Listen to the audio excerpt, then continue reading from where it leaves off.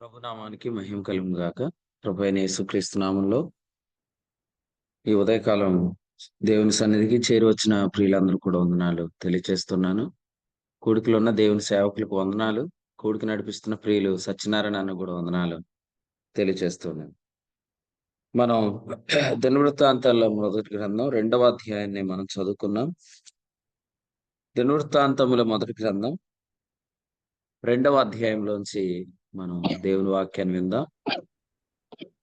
Request చేసిన వాళ్ళు తప్ప మిగిలిన వాళ్ళందరూ వీడియో ఆన్ చేసుకోండి. వీడియో ఆన్ చేసుకున్న వారు మాత్రమే వాక్యం వినటానికి అనుమతి. దినవృత్తాంతాల మొదటి గ్రంథం 2వ అధ్యాయంలో ఇశ్రాయేలు కుమారులు మనం చూస్తున్నాం. రూబేను, షిమ్యోను, లేవి, యోధ, ఇస్సాకారు, జెబూలూను, గాదు, ఆషేరు, దాను, నఫ్తాలి, యోసేపు, బెన్యామిన్. యోధా కుమారులు ఏరు, ఓనాను, షేలా. ఈ ముగ్గురు కనానీయురాలైన షోయా కుమార్తె యందు అతనికి పుట్రి. యోధాకు జ్యేష్ఠ కుమారుడైన ఏరు యెహోవా దృష్టికి చెడ్డవాడైనందున ఆయన వారిని చంపెను. మరియు అతని కోడలైన తామారు అతనికి పెరేసును జెరహును కనెను. యోధా కుమారులందరూ 5గురు. పెరేసు కుమారులు హెస్రోను, హామూలు. జెరహు కుమారులు 5గురు. జిమ్రి, ఏతాను, హేమాను, కల్కోలు, దార. కర్మీ కుమారులు ఒకనికి ఆకాను అని పేరు. ఇతడు శాపగ్రస్తమైన దానిలో కొంత అపహరించి ఇశ్రాయేలీలను శ్రమ పెట్టాను. ఈ వాక్యాన్ని మనం చదువుకున్నాం. ఈ వాక్యాలు సాధారణంగా మనం స్కిప్ చేస్తాం. దినవృత్తాంతాల మొదటి గ్రంథం మొదటి అధ్యాయంలో ఆదాము యొక్క పాపం గురించి, ఇశ్రాయేలు యొక్క పాపం గురించి మనం విన్నాం. ముఖ్యంగా నిన్న ఉదయకాలం వర్తమానంలో పాపము వలన జీవమును కోల్పోతున్నాం అనే విషయాన్ని మనం విన్నాం. పాపము, ఇశ్రాయేలు పాపము వారిని జీవమును గూర్చిన వాగ్దానంలో నుండి వారిని తొలగించింది. జీవమును గూర్చిన వాగ్దానంలో నుంచి పాపము తొలగిస్తుంది అనేది మనం తెలుసుకున్నప్పుడు పాపము చేయకుండా ఉండటానికి మనం దేవుని యొక్క కృపను తప్పకుండా ఆశ్రయిస్తాం. మరొకసారి జ్ఞాపకం చేస్తున్నాను. ఇశ్రాయేలీయుల గురించి హెబ్రీ పత్రిక 3వ అధ్యాయంలో, అంటే క్రొత్త నిబంధనలో, పాత నిబంధనలో కాదు, క్రొత్త నిబంధనలో వారు ఎందుకు ఆ విశ్రాంతిలో ప్రవేశించలేదు? 40 ఏండ్లు ఆయన ఎవరి మీద కోపగించాను? పాపము చేసిన వారి మీదనే కదా. స్పీడ్గా వీడియోలు ఆన్ చేయండి, లేకపోతే నేను వాక్యం ఆపేస్తాను. మీరు వీడియోస్ ఆన్ చేశాక వాక్యం చెప్తాను. ఎవరు కూడా జూమ్ మీటింగ్లో వీడియోలు ఆఫ్ చేసుకోవద్దు. అందరూ వీడియోలు ఆన్ చేసుకోండి. దైవ గ్రంథం దగ్గర పెట్టుకోండి. సిస్టర్స్ కానీ బ్రదర్స్ కానీ అందరూ దైవ గ్రంథం దగ్గర పెట్టుకొని కూర్చొని వాక్యం వినండి. మిగిలిన వాళ్ళందరినీ రిమూవ్ చేసేసేయండి.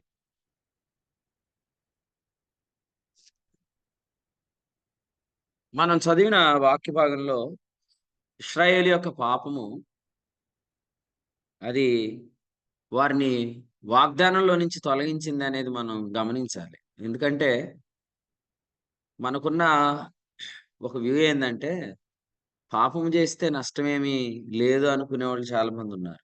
కృప అంటే కొంతమందికి అలాగా అర్థమైంది. కానీ కృప యొక్క ఏర్పాటులో నుంచి పాపం తొలగిస్తుంది అనే విషయాన్ని కూడా మనం తెలుసుకోవాలి. ఎలాగ తొలగిస్తుంది అనే వివరణ చెప్తున్నాను. పాపం అనేది హృదయాన్ని కఠినపరిచిద్ది. అది ఏ పాపమైనా కూడా.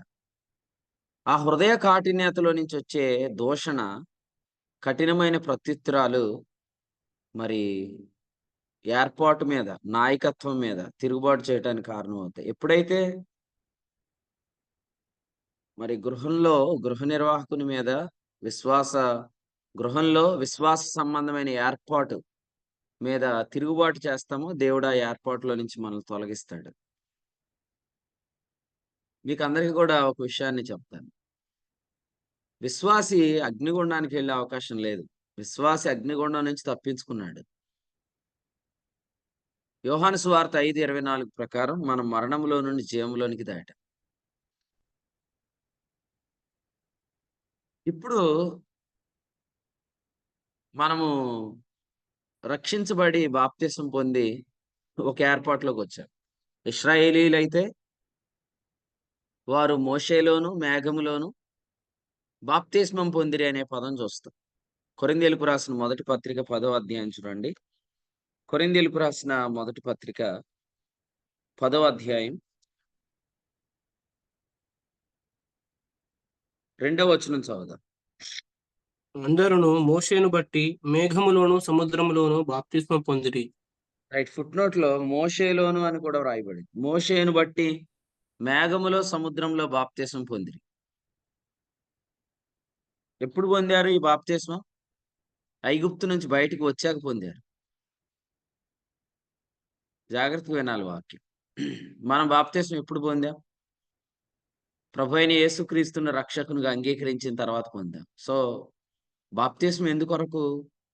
ఒక గృహంలో చేర్చబట్ట కొరకు, ఒక గృహ నిర్వాహకత్వం కొరకు. మోషేను బట్టి అంటే అర్థం ఏంటంటే, మోషే ఎవరంటే గృహ నిర్వాహకుడు.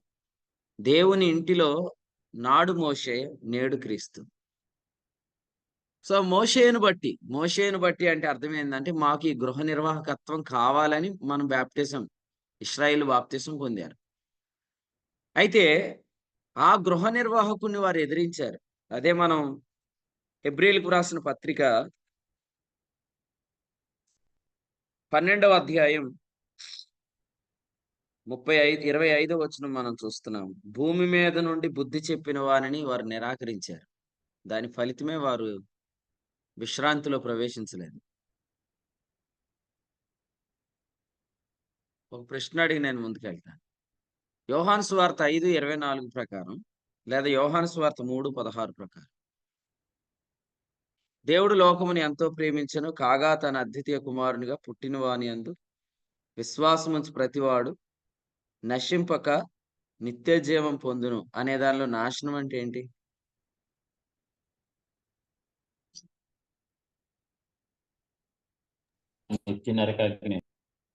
అగ్నిగుండం.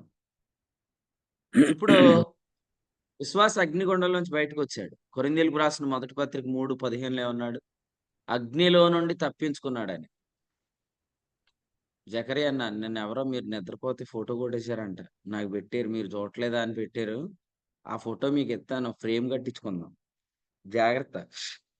కొంతమంది ఫోటోలు కొట్టేస్తున్నారు, ఎవరు కొడుతున్నారో తెలీదు. కొంతమంది ఫోటోలు వచ్చినాయి. ఒక్కొక్క రోజు ఒక ఫోటో డిస్ప్లే చేద్దాం. హోప్ గ్రూప్లో ఈ రోజు నేటి మహానుభావుడు అని చెప్పి ఫోటో పెడదాం. కాబట్టి మీరు ఎవరు నిద్రపోకండి. నిద్రపోయే ఛాన్స్ ఉందని వీడియో ఆఫ్ చేసుకుంటే సత్యనారాయణ గారు మిమ్మల్ని బయటికి గెంటేస్తాడు.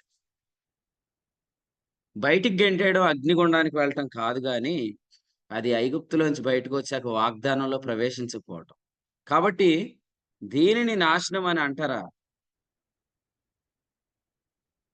చెప్పండి. యోహాను సువార్త 3:16లో దేవుడు లోకమును ఎంతో ప్రేమించెను, కాగా తన అద్వితీయ కుమారునిగా పుట్టిన వాని యందు విశ్వాసముంచు ప్రతివాడును నశింపక నిత్య జీవం పొందినట్లు ఆయన అనుగ్రహించిన నాశనం ఏది? నరకాగ్నిగుండం. అది తప్పించుకున్నాడు విశ్వాసి. ఇప్పుడు విశ్వాసి బాప్తిసం పొంది ఏర్పాటులో చేర్చబడ్డాడు. గృహ నిర్వాహకత్వంలో చేర్చబడ్డాడు. ఎందుకు ఈ గృహ నిర్వాహకత్వాన్ని పుచ్చుకున్నాడంటే, in order to enter into the promise. ఆ వాగ్దానంలో ప్రవేశించడం కొరకై. ఎందుకంటే ఆల్రెడీ నీతిమంతులుగా తీర్చబడ్డాం కదా. నెక్స్ట్ పాయింట్ జీవమే. జీవమును గూర్చిన వాగ్దానం, స్వాస్థ్యమును గూర్చిన వాగ్దానం, విశ్రాంతిని గూర్చిన వాగ్దానం. దాని కొరకే ఒక గృహ నిర్వాహకత్వంలో జాయిన్ అయ్యాడు. ఇప్పుడు నాశనం అనే పదం ఉంటదా?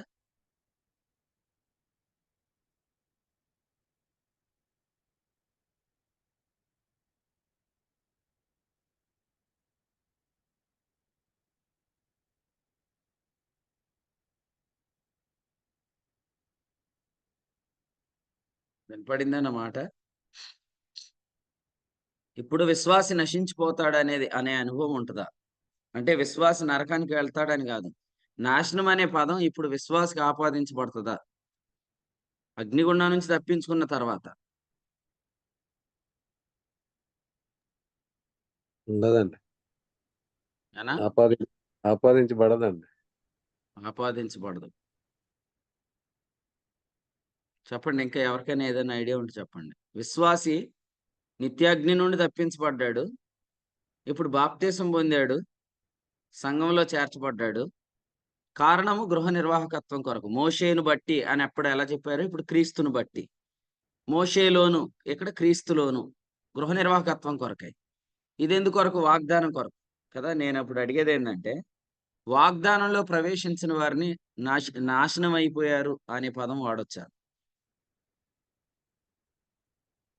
వాడచ్చండి. ఎందుకంటే అండి, ఆనాడు మోసేని ఎదిరించిన వాళ్ళు నాశనం అయిపోయారు కదండి. ఈనాడు క్రీస్తుని కూడా నమ్మలేని వారు నాశనం అవుతున్నారండి కొంతమంది. అంటే ఇప్పుడు విషయం ఏంటంటే, యేసుక్రీస్తును రక్షకునిగా నమ్మిన తర్వాత, విశ్వాసులైన తర్వాత, స్వాస్థ్యం పొందని వాళ్ళు, నేను అడిగే క్వశ్చన్ అది.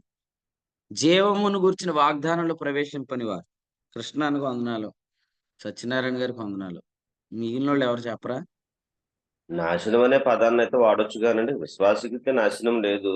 కానీ విశ్వాస తన యొక్క నేను ఇప్పుడు జీవితాన్ని అడిగేదే విశ్వాస గురించి కదండి. మళ్ళీ విశ్వాసకి నాశనం లేదంటారు మీరు.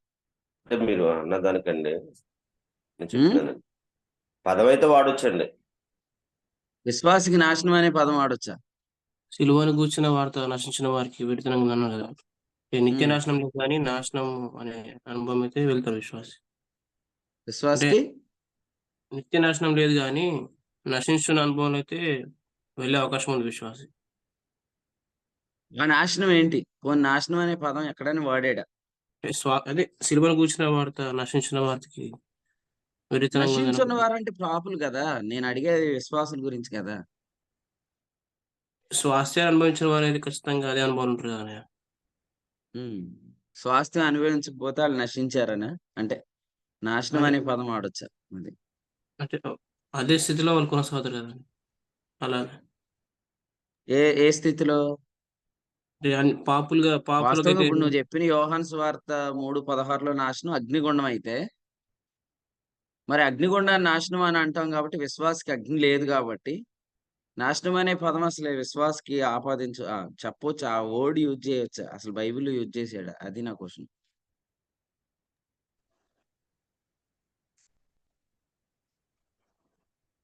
క్రీస్తునందు ఎవరు ఉన్నవారికి ఏ మాట్లాడట్లేదు. శిక్షా విధి లేదన్నారు కదండి. అవునా? క్రీస్తునందు ఉన్న వారికి ఏ శిక్షా విధి లేదన్నారు కదా, నాశనం లేదనే ఉంది.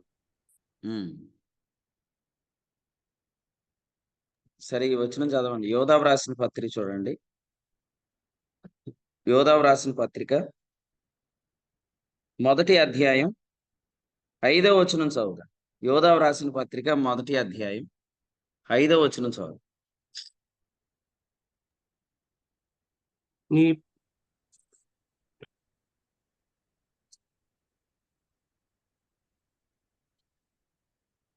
ఈ సంగతులన్నీ మీరు ముందటనే ఎరిగి ఉన్నను.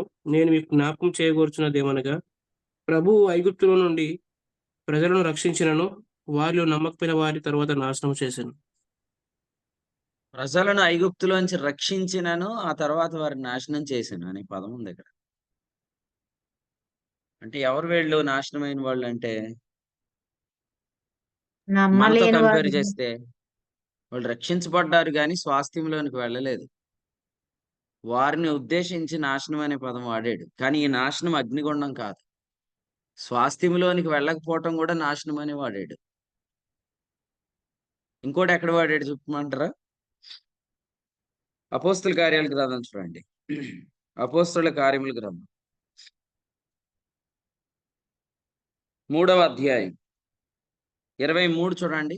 అపోస్తుల కార్యాల గ్రంథం 3వ అధ్యాయం 23వ వచనం.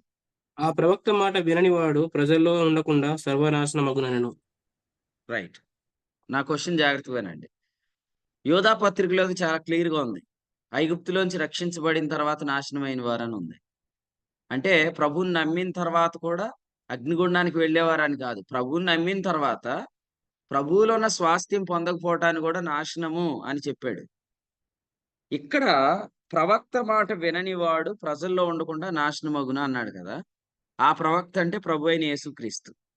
నా వంటి ప్రవక్త అని మోషే చెప్పాడు. సో ఇక్కడ ప్రభు మాట విననివాడు అంటే రక్షించబడని వాడు అని అర్థమా?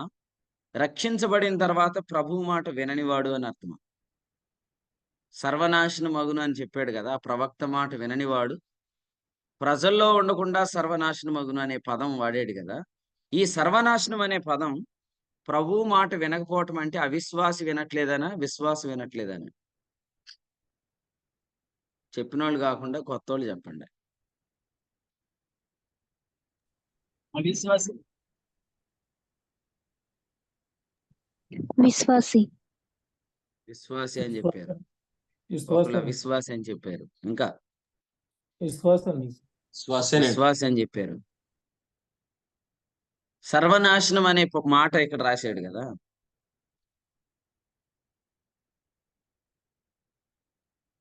ఏం శ్యామ్, నువ్వేమనుకుంటున్నావు? రాత్రి ఎన్నింటికి పడుకున్నావు? గుర్తులేదా? పడుకున్నావా అసలే? ప్రార్థన చేసావు పొద్దున హోప్ మీటింగ్ సక్సెస్ఫుల్ గా జరగాలని? రైట్. రాము, నువ్వేమనుకుంటున్నావు? అవిశ్వాసే అన్న, సర్వనాశనం అన్నాడు కదా. సర్వనాశనం అన్నాడంటే ఇంకా అవిశ్వాసే. రైట్. ఇంకా పదం కాకుండా మీరు వచనాన్ని ధ్యానం చేయాలి, మీరు పదం ధ్యానం చేయకూడదు అన్నా. సతీష్ అన్న విశ్వాసి. అన్న విశ్వాసం విశ్వాసి. ఇప్పుడు చెప్పేవాళ్ళు ఎవరైనా ఆన్సర్ మీకు ఇంకొక ఛాలెంజ్ అన్నమాట. అసలు ఎందుకు విశ్వాసి చెప్పాలి, మీ ఎందుకు అవిశ్వాసి సహోదరులు చెప్పాలి? మీ సహోదరులు పుట్టిస్తాను అని అన్నాను. విశ్వాసి కాదని విశ్వాసి అనుకుంటున్నాను. విశ్వాసి అనుకుంటున్నారు. ఓకే. ఎందుకంటే అక్కడ ప్రజల్ని ఇస్రాయేలీ గురించి మాట్లాడారు కదండి. వాళ్ళంతా రక్షించబడ్డారు కదా, వారు విశ్వాసులే కదా. అవునవును, విశ్వాసులండి. విశ్వాసి.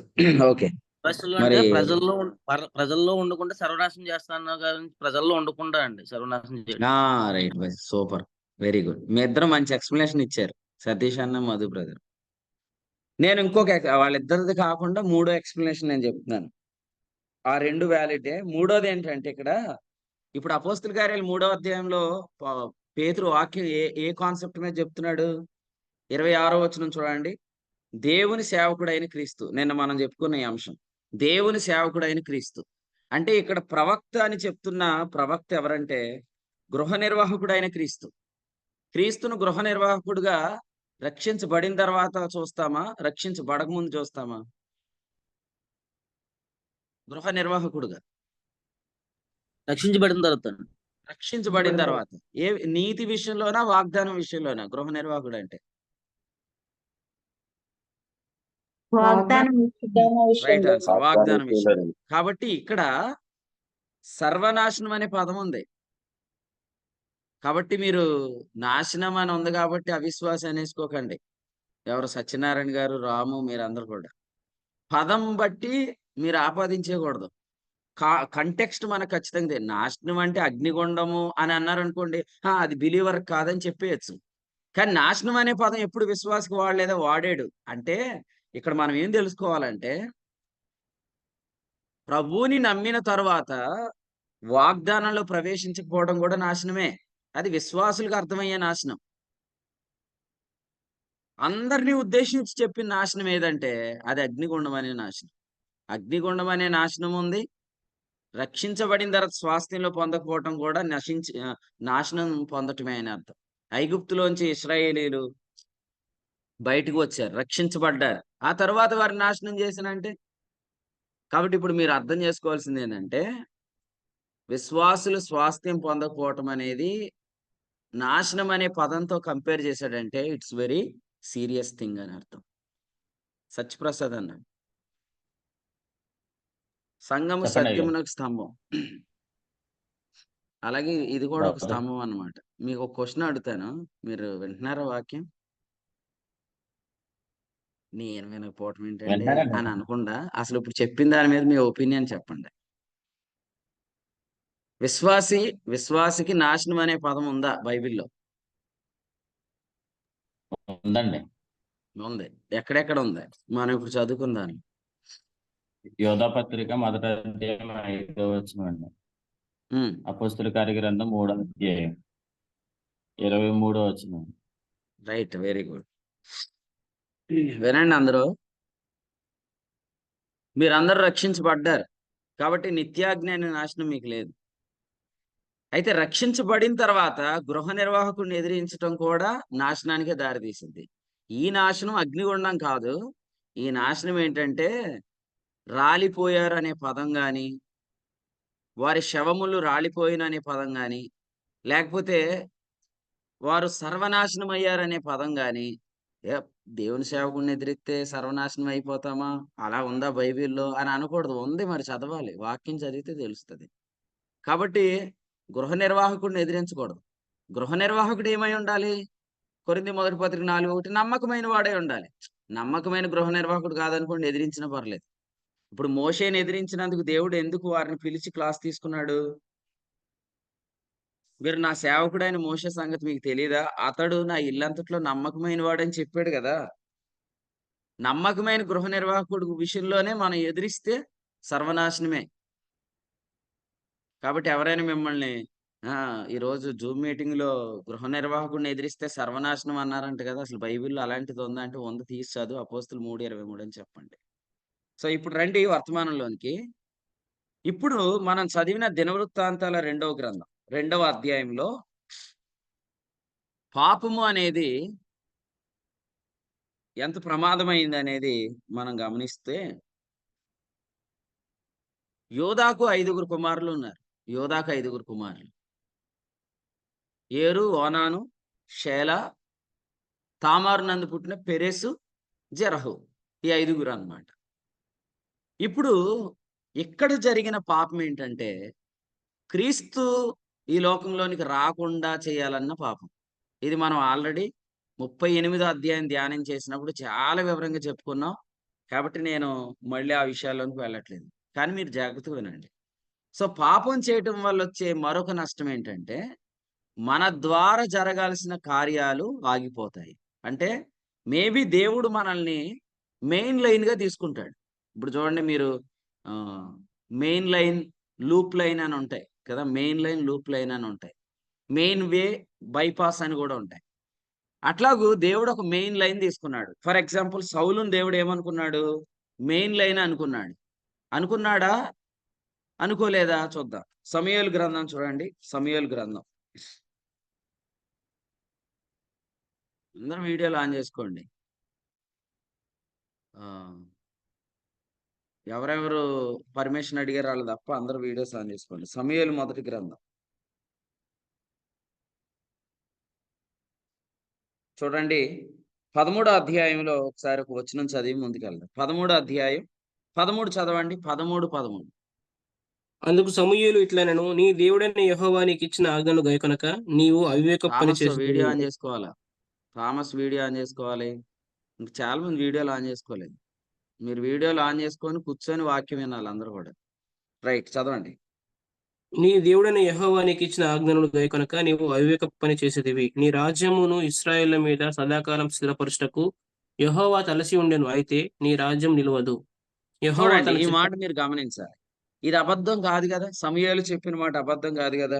నీ రాజ్యమును ఇశ్రాయేలు మీద సదాకాలం స్థిరపరచడానికి తలంపు ఉంది.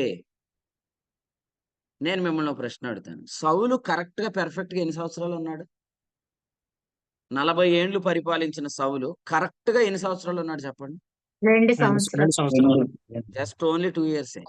ఇప్పుడు నేను మిమ్మల్ని అడుగుతాను, దేవుడు ఎంత జ్ఞానవంతుడు కదా, 2 సంవత్సరాలు కూడా కరెక్ట్ గా ఉండని వ్యక్తిలో నుంచి లాంగ్ లైన్ ఎట్లా చూసాడు? అది నా క్వశ్చన్. మీరు వినండి జాగ్రత్తగా. ఇప్పుడు దేవుడు చాలా జ్ఞానవంతుడు కదా. నేనంటే మోసపోతాను, మీరంటే మోసపోతారు, ఎందుకంటే మనం మనుషులం కాబట్టి. మనుషులుగా మనం మోసపోతాం. కానీ దేవుడు ఎంత తెలివైనోడు కదా. మరి 2 సంవత్సరాలు మాత్రమే కరెక్ట్ గా ఉండే ఒక వ్యక్తిలో సదాకాలం సింహాసనం స్థిరపరచాలని ఎలా అనుకున్నాడు? సరే, దాన్ని ఇంకోలా కూడా అడుగుతా. ఎల్లప్పుడూ ఈ వ్యక్తి ఉంటాడు అనుకునే వ్యక్తి, మనం ఎవరినైతే అనుకుంటున్నామో వాళ్ళు 2 సంవత్సరాల్లో తేడా కొట్టేస్తారని మనం అసలు అనుకుంటామా? జస్ట్ ఓన్లీ 2 years లో వాళ్ళు చేంజ్ వస్తుందని మనం ఎక్స్పెక్ట్ చేయగలమా? సేమ్ ఇప్పుడు సౌలు గురించి ఆలోచించేయండి. సౌలు సదాకాలం ఉంటాడని దేవుడు తలంచాడు అని ఇక్కడ రాశాడు ఖచ్చితంగా. సదాకాలం అంటే ఏంటి? సౌలులో నుంచి ఇక క్రీస్తే. వాస్తవం క్రీస్తుకి సౌలుకి సంబంధం లేదు, కానీ ఖచ్చితంగా సౌలులో నుంచి క్రీస్తు అనే లింకు ఖచ్చితంగా మనం చూస్తాం. మరి నేను మిమ్మల్ని అడుగుతున్నాను, దేవుడు అద్వితీయ జ్ఞానవంతుడు కదా, రోమపత్రిక 16వ అధ్యాయం ప్రకారం. మరి ఇంత జ్ఞానవంతుడికి జస్ట్ 2 years లో చేంజ్ అయిపోయే సౌలు గురించి సదాకాలానికి ప్లాన్ ఎలాగేసేసాడు? ఎవరైనా చెప్పండి. చెప్పానని ఉమ్. చెప్పు, కొందరు చెప్పు. కొందరు అవిశ్వాసులని మీ దేవుడు నమ్మదైన వాడు కాకపోనా అన్నదిగా. దేవుడు తన స్వభావానికి విరుద్ధంగా ఏం చేయడు కదా. ఉమ్. ఆయన నేచర్ని బట్టి ఆయన ఆ విధంగా చేస్తాడు అని ఏం అనుకుంటున్నాను. చేశాడు? సదాకాలం స్థిరపరచడం. ఓకే, దేవుడు తన యొక్క స్వభావాన్ని బట్టి సౌలును సదాకాలానికి అనుకున్నాడు, కానీ సౌలు అలా లేడు అంటాం, అంతేనా? అవును. Right, okay. ఇంకా మళ్ళీ చెప్తున్నాను మీకు, ఇప్పుడు ఇది 2024 సంవత్సరం. 2026లో మీరు చేంజ్ అయిపోతారని తెలిసిన మిమ్మల్ని చాలా చివరి వరకు ప్రభు ఊహించి వర్తమానాలు అందిస్తున్నాడు. ఇప్పుడు వస్తున్న వర్తమానాలన్నీ కూడా యేసుక్రీస్తు ప్రభువుని మీరు కలుసుకునేటప్పుడు మీరు ఎలా ఉండాలి అనే వర్తమానం ఈ రోజు వస్తుంది. అది ఎప్పుడు సంభవిస్తుంది? ఒకవేళ ఒక 20 సంవత్సరాలు అనుకోండి, జస్ట్ అనుకోండి అంతే. కానీ మీరు 2026లో ఈ ఏర్పాట్ల నుంచి తొలగిపోతారు అనుకోండి. అయినా దేవుడు మీతో ఎందుకు ఆ చివరి వర్తమానం ఎందుకు మాట్లాడుతున్నాడు? సౌలు సదాకాలం ఉండాలి అని దేవుడు తీర్మానం చేసిన 2 సంవత్సరాలకి సౌలు వెళ్ళిపోయాడు ఇందులోంచి. దురాత్మ సౌలును పట్టుకుంది 2 సంవత్సరాలకి. సో దేవుడు తెలివైనోడు కదా అని అడిగితే ప్రశాంత్ ఏమంటాడంటే, దేవుడు తెలివైనోడు, అట్ ది సేమ్ టైం దేవుడు నమ్మదగిన వాడు. ఆయన స్వభావాన్ని బట్టి సౌలుని అలా అనుకున్నాడు అని చెప్తున్నాడు.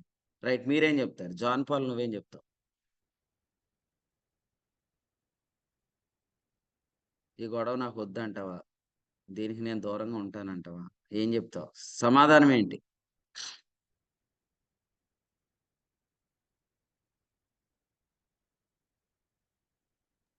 నేను ప్రస్తుతానికి ప్రశాంతానికి ఏకీభవిస్తున్నాను.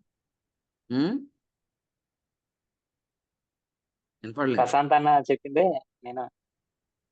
ఓకే, ప్రశాంత్ అన్న ఆదిలాబాద్లో చెప్పిందే ఏదైతే నేను వినపడిందో అది శ్రీకాకుళంలో కూడా వినపడుతుంది అంటున్నాను, అంతేనా? Right, okay. ఇంకెవరని చెప్తారా? దేవుడు ఆయనకి అవకాశం ఇచ్చాడని. రైటే, ఇప్పుడు దేవుడు అవకాశం ఇచ్చాడు. నేను అడిగేది ఏంటంటే, ఇప్పుడు దేవునికి 2 సంవత్సరాల్లోనే చేంజ్ అవుతాడంటే అంత సదాకాలానికి అనే అంత నమ్మకం ఎందుకు ఆయనకి?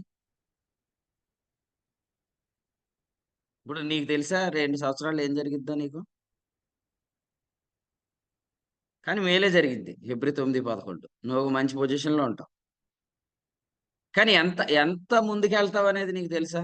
అసలు ఏం జరిగిద్ది తెలుసా?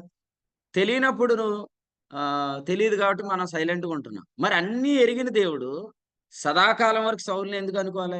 ఇప్పుడు మనకు తెలుసు కదా, వీడు తర్వాత వెళ్ళిపోతాడు, వీడి ప్లేస్లో దావీదు నెట్టాలి అని దేవుడికి తెలుసు కదా, భవిష్యత్ జ్ఞాని కదా.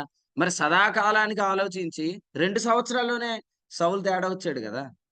సరే, మీరైతే ఇప్పుడు జాగ్రత్తగా వినండి. హోప్ మీటింగ్లో ఎంతమంది జాయిన్ అయ్యారో మీరు నమ్మినా నమ్మకపోయినా దేవుడు మిమ్మల్ని అందరినీ సదాకాలం అనే వ్యూలోనే చూస్తాడు, సదాకాలానికి చూస్తాడు. అయితే నువ్వు చేసే పాపం వల్ల వచ్చే ఒక నష్టమే సౌలు విషయంలో జరిగింది. అందుకనే పాపం అనేది ఎలాగూ మనల్ని బయటికి తీసుకెళ్తా చెప్తాను. ఈ పాపం ఏంటంటే, రాజేష్ అన్న వాక్యం నచ్చట్లేదా?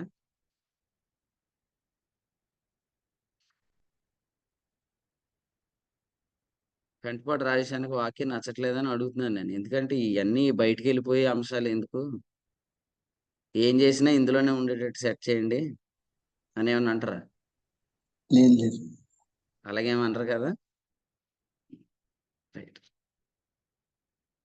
అంటే ప్రసాద్ గారు నన్ను అడిగారు, ఏమండి మీకు అందరూ కనపడతారా అని అడిగారు. అందరూ కనపడతారు, మరి మీరు ఆయన ఎందుకు చూడలేదని అడిగాడు. అందుకే ఇప్పుడు తర్వాత ఆయన ఫోన్ వస్తుంది ఒకరి నుంచి, చూసుకోండి, జాగ్రత్తగానండి. ఇప్పుడు యేసుక్రీస్తు ప్రభువు నీలో నుండే వస్తాడు అని యోధా గురించి ప్రవచనం ఉంది. ఇప్పుడు మీరందరూ కూడా వినాల్సింది ఏంటంటే, మీరు ఏదైనా వాక్యం వింటున్నారంటే ఖచ్చితంగా మీ గర్భములో నుంచి దేవుడు కొన్ని కార్యాలు చేయబోతున్నాడు అని అర్థం. కాబట్టి వర్తమానాలు వినే వాళ్ళందరూ జాగ్రత్తగా ఉండటం మంచిది. ఎందుకంటే ఏ ప్రణాళిక లేకుండా దేవుడు నిన్ను ఈ వర్తమానాలు నీకు వినిపించనీయట్లేదు. సో ఖచ్చితంగా సదాకాలానికి దేవుని యొక్క ప్లాన్‌లో నువ్వు ఉన్నావు. అది తెలిసి నువ్వు జాగ్రత్తగా ఉండాలి. ఎందుకంటే నువ్వు వేరు, ఈ ఏర్పాటును వినని వారు వేరు. నువ్వు వేరు, ఈ కృపను వినని వారు వేరు. You are special. దేవుడు ఈ కడవరి దినాల్లో ఆయన చేయాల్సిన కార్యం చేయటానికే నిన్ను తీసుకున్నాడు. కానీ నీకు ఆ విలువ తెలియక పిల్ల చేష్టలనే ఉంటాయి కదా, పిల్లకాయలు అని అన్నాడు. కొరింథీ పత్రిక 13లో పిల్ల చేష్టలు అన్నాడు. పిల్ల చేష్టలు ఏంటి చెప్తాను. ఇప్పుడు కొడుకు పెళ్లి చేశాడు చక్కగా యోధ. ఆ కొడుకు పేరు ఏరు, ఓనాను, షేల, ముగ్గురు. ఈ ముగ్గురులో మొదటి ఇద్దరు కుమారులు ఏం చేశారంటే తమ భార్యతో కలిసి పిల్లలు పుట్టకుండా వాళ్ళు తప్పు చేశారు. అంటే ఇప్పుడు మామూలుగా ఆలోచన చేయండి, ఎవరైనా వివాహం అయిన తర్వాత పిల్లలు పుట్టకుండా ఉండటం తప్ప. పిల్లలు పుట్టించకుండా వాళ్ళు ప్లాన్ చేసుకున్నారండి. ఇప్పుడు చదువుకోవాలనుకున్నారు. ఇప్పుడే పిల్లలు ఉంటే మన స్టడీస్ దెబ్బతింటాయి కాబట్టి వివాహం అయిన తర్వాత కూడా వాళ్ళు ప్లానింగ్ చేసుకున్నారు, మాకు పిల్లలు ఇప్పుడు కావాలని. అది తప్పు అయిద్దా? అది తప్పు అవదు. కానీ ఏ తప్పు అయిద్ది? యోధాలో నుంచి క్రీస్తు రావాలంటే ఖచ్చితంగా వీళ్ళు మ్యారేజ్ తర్వాత వాళ్ళిద్దరికి పిల్లలు పుట్టాలి. పుడితేనే క్రీస్తు వస్తాడు. కాబట్టి పాపము అని ఎప్పుడు ఎంచబడింది ఇది? అది మీరు జాగ్రత్త వినాలి. ఇంకో మాట, నేను ఇంతకు ముందు కూడా ఒక విషయం చెప్పాను. ధర్మశాస్త్రం రాకముందు వినాలి. ధర్మశాస్త్రం రాకముందు పాపం ఆరోపించబడదు. మరి కయ్యను హంతకుడు ఎలా అవుతాడు? దీనికి కూడా నేను ఆల్రెడీ ఆన్సర్ చెప్పాను. ఇప్పుడు నన్ను ఎవరు ఆన్సర్ అడగొద్దు. ఓకే. ధర్మశాస్త్రం రాకముందు పాపం ఆరోపించబడదు. మరి అలాంటప్పుడు కయ్యను హేబేలు చంపటం పాపం ఎలా అయింది? అది కూడా ఇదే సేమ్ లైన్. ఇక్కడ విషయం ఏంటంటే ఇది ధర్మశాస్త్రం ఆరోపించే పాపం కాదు, సువార్త ఆరోపించే పాపం. ఎందుకంటే ధర్మశాస్త్రానికి పూర్వమే సువార్త ఉంది. సువార్త ఏంటి? ఆదికాండం 3:15 స్త్రీ సంతానముగా క్రీస్తు లోకానికి రావాలి, క్రీస్తు సర్పమును తల మీద కొట్టాలి. ఈ ప్రవచన విడుదలైన తర్వాత మీరు ఎప్పుడైనా గుర్తుపెట్టుకోండి, ఒక ప్రవచనం వచ్చిందంటే ఆ ప్రవచనము నెరవేరే లైను ఉంటుంది, ఆ ప్రవచనానికి విరోధంగా పనిచేసే లైను ఉంటుంది. మీరు మేబీ ఈ టీంలో అన్న ఉంటారు, బి టీంలో అన్న ఉంటారు. ఎందుకంటే ప్రవచనం అనేది రానంత వరకు సాతానికి ప్లాన్ తెలియదు. నేను ఎడదవాళ్ళు వాక్యం చెప్తూ వాక్యం వెళ్ళడం అన్నంత వరకు సాతానికి తెలియదు అన్నాను. కానీ నేను కారులో వెళ్తూ బాధపడుతున్నాను, దేవునితో ఇలా మాట్లాడుతున్నాను. దేవా, మేము ఇన్ని వర్తమానాలు చెప్పేస్తున్నాం, మా ప్లాన్లన్నీ సాతాన్ గడికి తెలిసిపోయి వాడు కూడా వాడి టీంని ఏర్పాటు చేసేస్తున్నాడు కదా, మాకు చాలా బాధగా ఉందంటే ప్రభు ఏం చెప్తాడా అని నేను తణుకులో నిలబడితే ప్రభు ఇలా చెప్పాడు, వాడికి అర్థం కాని భాషతో కూడా మీరు ఎక్కువగా మాట్లాడుతూ ఉండండి అన్నాడు.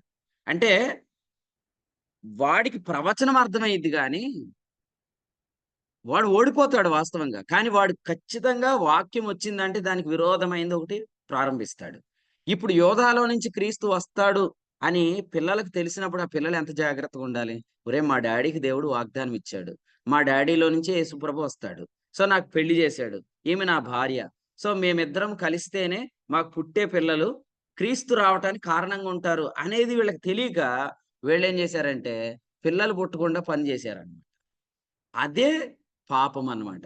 ఇప్పుడు చెప్పండి, పిల్లలు పుట్టకుండా భార్య భర్తలు దూరంగా ఉండటం పాపం అని మీరు ఫేస్బుక్ లోనో ఎక్కడ పోస్ట్ చేశారనుకోండి, ఎవరు చూసినా కూడా పాపం ఎందుకు అవుతుంది? ఇట్స్ ఏ ప్లాన్ అనుకుంటారు. కానీ అది పాపం అని ఎప్పుడు ఎవరికి తెలుసు? నీకు మాత్రమే తెలుసు. ఎందుకంటే ఆదికాండం 38కి ధర్మశాస్త్రం ఇంకా రాలేదు, పాపం అనేది ఆరోపించబడదు. మరి ఎలాగూ యెహోవా దృష్టికి ఏరు చెడ్డవాడు? ఒక వ్యక్తి దేవుని దృష్టికి ఎప్పుడు చెడ్డవాడు అవుతాడు? పాపం ధర్మశాస్త్రం వచ్చాక చెడ్డోడు అవుతాడు. ఇంకా ధర్మశాస్త్రం రాలేదు కదా ఆదికాండం 38లో. ఆదికాండం 38లో ధర్మశాస్త్రం రాలేదు కానీ ప్రమాణపూర్వక వాక్యం అప్పటికే ఉంది, ప్రవచనం అప్పటికే ఉంది, వాగ్దానం అప్పటికే ఉంది, సువార్త అప్పటికే ఉంది, నిబంధన అప్పటికే ఉంది, మంచితనం అప్పటికే ఉంది, కృప అప్పటికే ఉంది. కాబట్టి కృపకు విరోధంగా చేసే పాపం చాలా ప్రమాదకరం. ఇక్కడ చూడండి, 3 కుమారులు దేవుడి లిస్టులోంచి తీసేశాడు, ఇంకా 2 మిగిలారు. ఆ 2 ఎవరు? 1 పెరెసు, 2 జెరహు. మరి వీళ్ళిద్దరిలో దేవుడు ఎవరిని చూజ్ చేస్తాడు? మళ్ళీ వీళ్ళిద్దరిలో దేవుడు ఒకరిని తీసేశాడు. ఎవరిని? జెరహును తీసేశాడు. పెరేసు ఎస్రోమును కనెను, ఎస్రోము అమ్మినాదాబును కనెను, అమ్మినాదాబు అరామును కనెను. అరాము అనే మాట ఇక్కడ రాము అని ఉంది, ఎందుకంటే మన మీటింగ్ లో రాము ఉన్నాడు కాబట్టి రాము పేరు పెట్టాడు. ఒక చోట అరాము అన్నాడు, అరాము అన్న రాము అన్న ఒకటే. రాము, ఆ రాములో నుంచి నయస్సోను, సల్మాను, బోయాజు, యెషయి, దావీదు, దావీదులోంచి యేసుక్రీస్తు. మరి జరాహుని ఎందుకు తీస్తాడు లిస్టులోంచి? అది కూడా మనం జూమ్ మీటింగ్ లో విన్నాం. ఎవరికైనా గుర్తుంటే చెప్పండి. ఆకాన్ వచ్చాడు కదా జరహులోంచి. Right answer. జరహులో నుంచి ఆకాను వచ్చాడు. జరహు ముని మనముడు, జబ్ది మనముడు, కర్మీ కుమారుడైన ఆకాను శపితమైన దానిలో కొంచెం తీసి ఇశ్రాయేలీలకు శ్రమ తెచ్చాడు. ఈ అధ్యాయంలో ఇప్పుడు మనం చదివాం ఆల్రెడీ. అది ఇప్పుడు మీరు ఆలోచించేయండి, పాపము చేయటం అనేది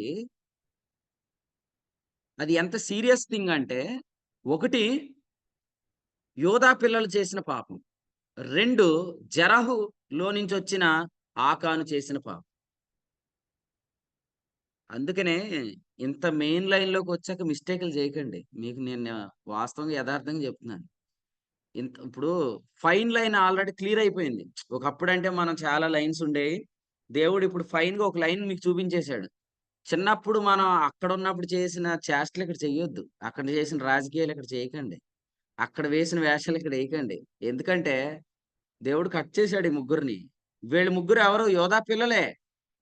పిల్లలు పిల్లలుగా ఎంచబడరా, పిల్లలు పిల్లలుగానే ఎంచబడతారు, కానీ వారిలో నుంచి ముందుకు భవిష్యత్తు లేదు. చూసారా? యోధా పిల్లలు ఎవరు? ఏరు, ఓనాను, షేల, పెరేసు, జరహు. మరి క్రీస్తు ఎవరిలోంచి వచ్చాడు? పెరేసులో నుంచే. మరి మిగిలిన వాళ్ళని దేవుడు ఎందుకు కట్ చేశాడు?